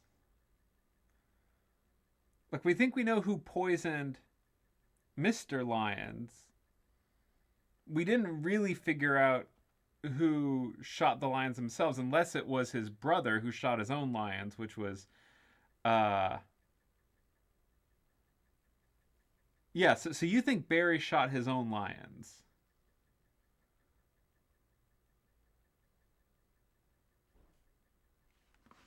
Is that our is that the consensus here, guys?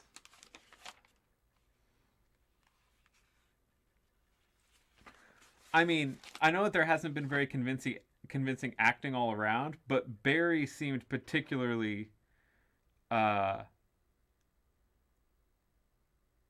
unmoved by the death of his lions.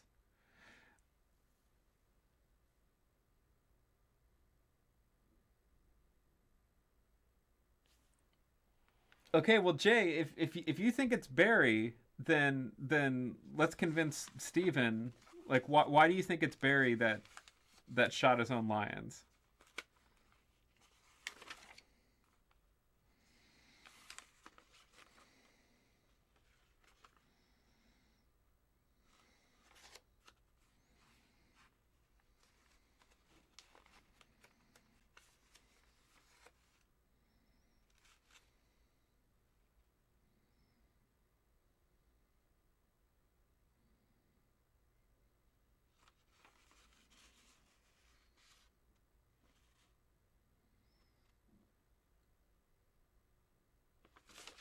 Oh, well, that's true. They did say that, like, no one...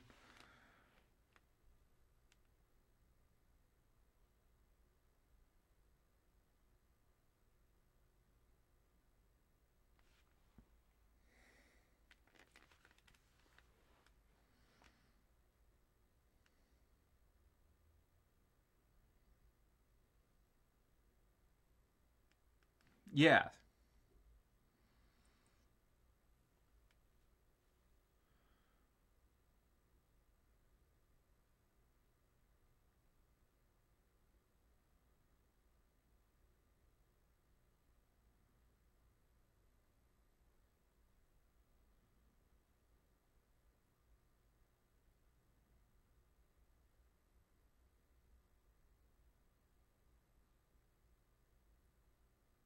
Yeah.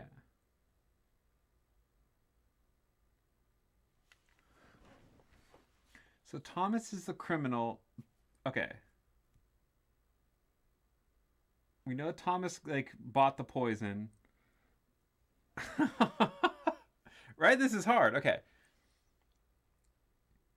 Well, Thomas O'Neill is pretty clearly the guy who killed Mr. Lyons. Like, we know that he had access to the poison. We know that he saw him before then. We know that he only became intoxicated after he met with Thomas. So we know that.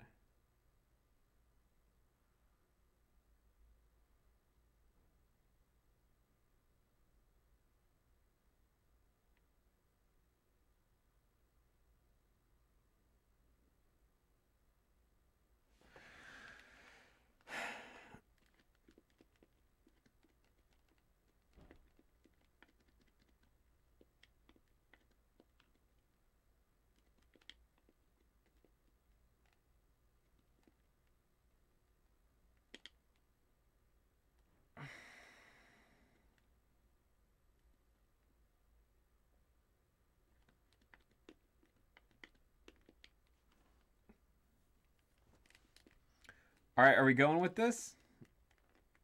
We're gonna vote Barry. Barry killed his own lions.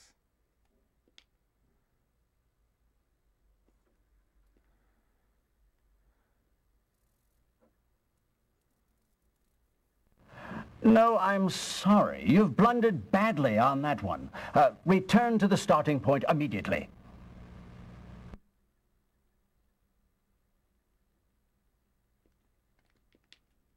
Oh, fuck.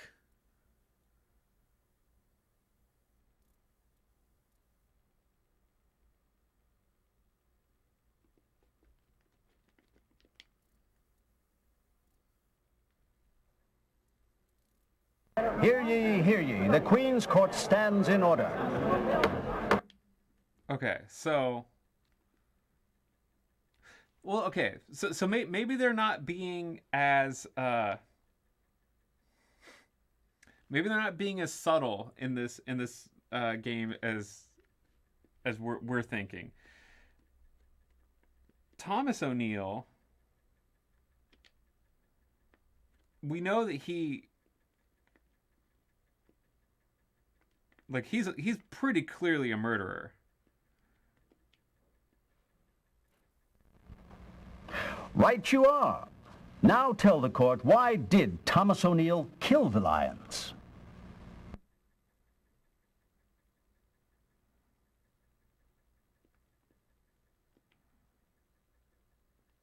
Okay.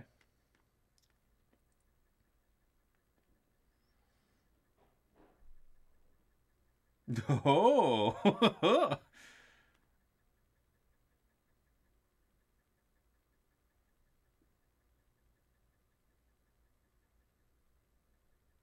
Okay, so Oldenburg, Germany. These are the jewels that we were suspecting that they were smuggling through.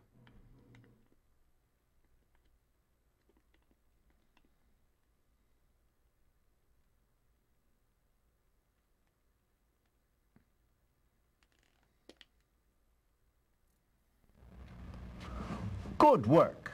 Now for Thomas O'Neill's accomplices. I am told that there are 2 other criminals involved in this case. Please inform the court as to their respective identities. Do remember, you can choose only one at a time. But don't worry. I will inform you if you make an inaccurate choice.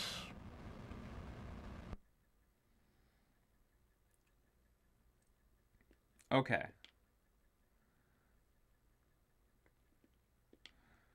So, are we going to say that Derek Quinn is an accomplice?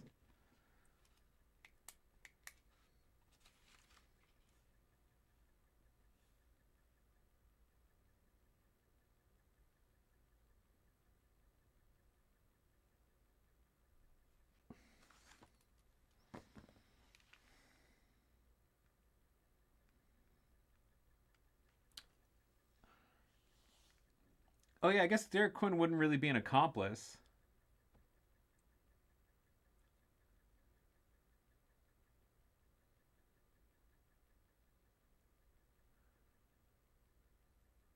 Yeah, okay, well, I mean, I think Barry's we're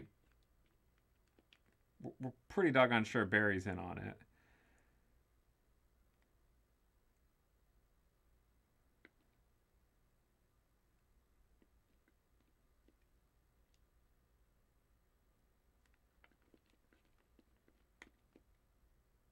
Why didn't they let me select Barry?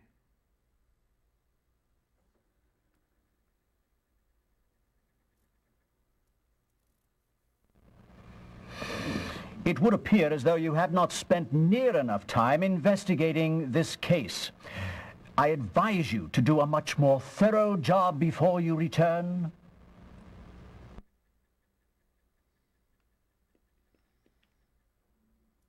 What? Okay, so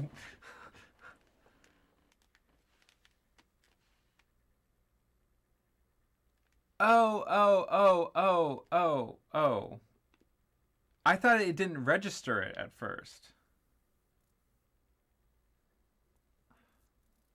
Hear ye, hear ye. The Queen's Court stands in order. Okay. So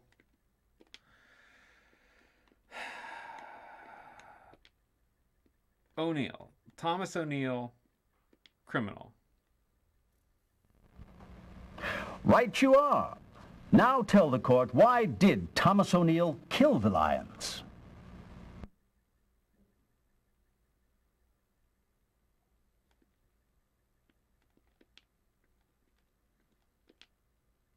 The jewels. Good work. Now for Thomas O'Neill's... Okay. So we're going to say that Barry O'Neill and Quinn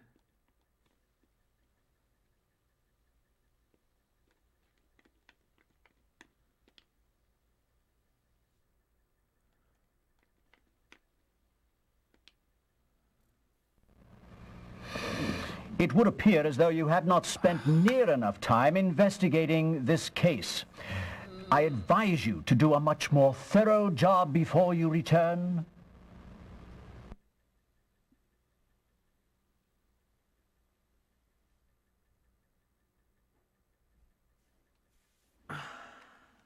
Okay. Oh my god, this is so hard.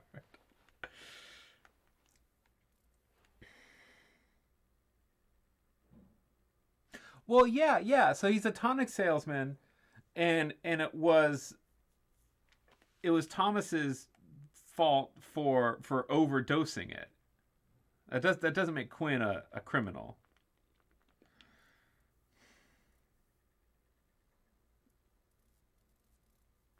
Hear ye. Okay. So, Thomas O'Neill. Right. He did it for the jewels. Good work.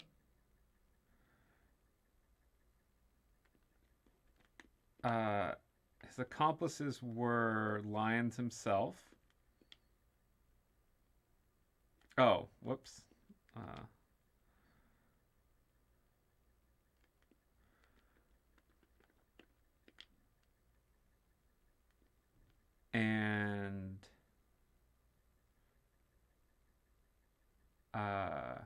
And Barry, right?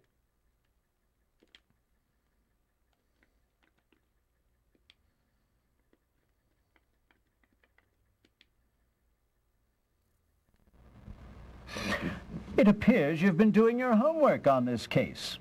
Now then, what role did Barry O'Neill play in the crime?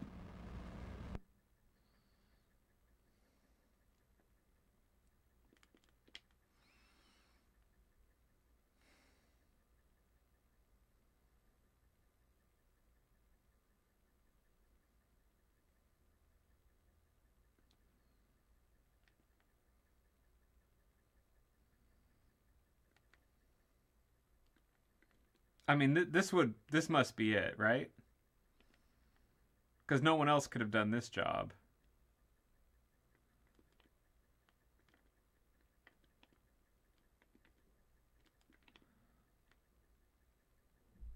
Yeah. Quite so. Now tell us, what essential role did Stephen Lyons play in this crime?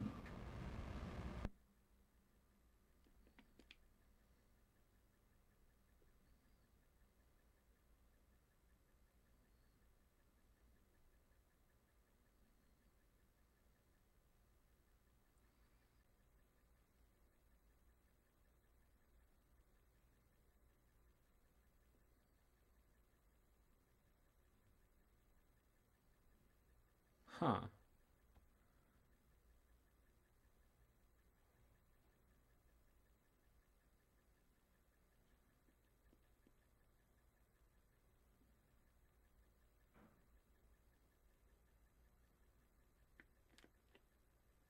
I thought the brothers were the lock pickers.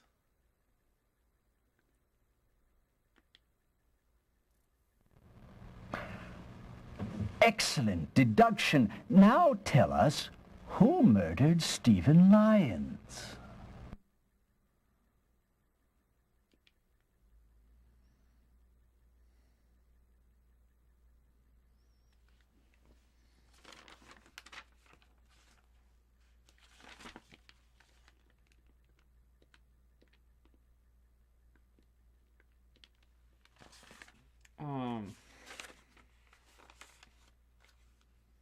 That was Thomas, right?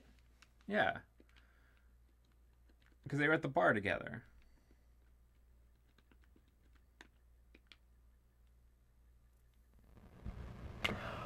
Good show. But do tell the court just how Thomas O'Neill did the foul deed.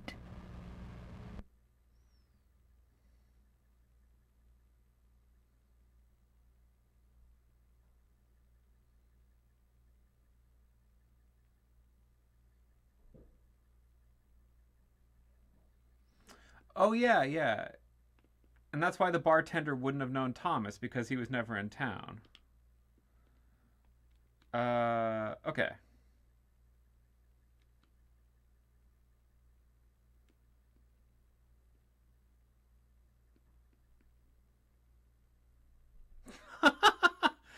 Okay. No, it's B. We know that. What a ruthless chap, that O'Neill.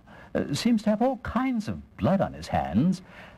Now tell me, why did he kill Stephen Lyons?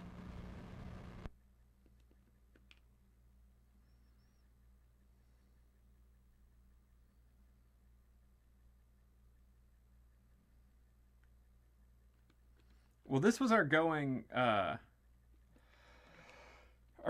theory. that he just wanted him out of the way.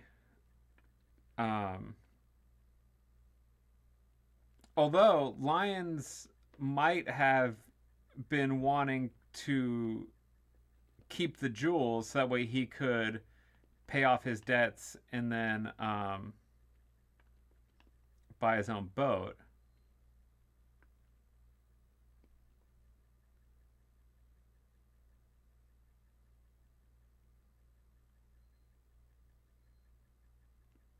All right, but this seems a bit more simple.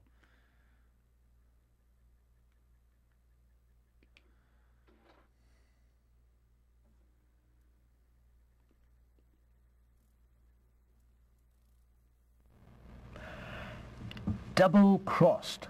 Now, there's a tale that Lyons didn't live to tell. Good show. You've done a most satisfactory job on this case. Court is recessed. Until the next time, of course.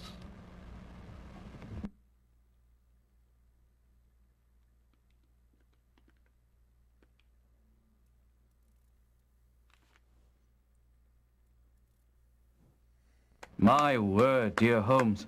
Perhaps we are in the wrong business altogether. If we had been top-notch, we should have cracked this case in less points. I think I'll ring up the university immediately and see if we might enroll in a detective course. So wait, oh, that was fun. Well, thanks, guys. Right this way, Inspector. I'm a busy man, Holmes. I don't have time to be traipsing about London at your beck and call. Now, why have you called me here? To help you with this case. Oh, yeah? How?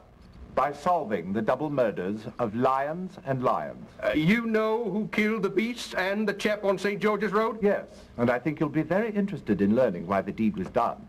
Go on, then. I'm listening. As you must recall, Inspector, 5 months ago, Thomas O'Neill, a jewel thief, escaped a London police search. We almost had him. Almost apparently was not good enough. Less than 3 months later, he was detained in Germany in connection with the stolen jewels of the Duchess of Oldenburg. Although the theft was similar to O'Neill's style, they found no evidence to hold him. What has all this to do with dead Lyons? I was just coming to that, Inspector. At the same time as the Duchess's jewels disappeared, Roy Slade's Wild Animal Show finished its German tour. Barry O'Neill, brother of Thomas, happens to be the lion tamer for the troupe. Could Thomas have used Barry O'Neill's lions to smuggle the jewels into London? Excellent hypothesis, Watson. I see you are learning. Oh, thank you, Holmes. But where did he put the jewels? Behind the lion's back molars? No need for anything as deep-seated as that. Leather collars with pouches did the trick. But if the lion tamer put the pouches on, why did Thomas O'Neill have to kill the lions to get them off? Oh, I know that one. Because Barry O'Neill was in hospital with 2 broken legs. Right you are, Watson. And that's why Thomas had to solicit the help of Stephen Lyons. Without a key to the cage, he needed the services of an expert lockpicker like Lyons. Then who killed Lyons? Do you mean the animals or the man? The man. Thomas O'Neill, so that he wouldn't have to pay for the lockpicker's services. You know, Holmes, the fracture that Barry O'Neill suffered would have mended in 4 weeks. If Thomas would have had some patience, he would have been able to get his jewels back without any complications. Ah, yes, Watson. Patience is a virtue. Unfortunately, it seldom comes hand in hand with stealing and murder. Having spoken with Barry O'Neill, I can't believe he'd be a party to the killing of his own lions. I don't believe he was. That wasn't part of the original plan. I've got to hand it to you, Holmes. You've done a fine job on a most difficult case. Thank you, Inspector. But it really was elementary. One more thing, Holmes. Inspector? We know in the case of Mr. Lyons' death that the murder weapon was poison. Wherever did Thomas O'Neill get it? Derek Quinn, Vipers Unlimited. I certainly am glad that this case is shut. But there is one thing that I'm not certain of. Yes? Who did leave the note on our doorstep in the first place? Elementary. Mary O'Neill. The lion tamer's missus? I believe she'd had her fill of circus life and was ready to settle down. When she suspected Thomas O'Neill and her husband were involved in jewel thieving, she knew it was time to get out. Holmes, you are simply amazing. Good job, everyone. Yeah, Jay, if you want to do another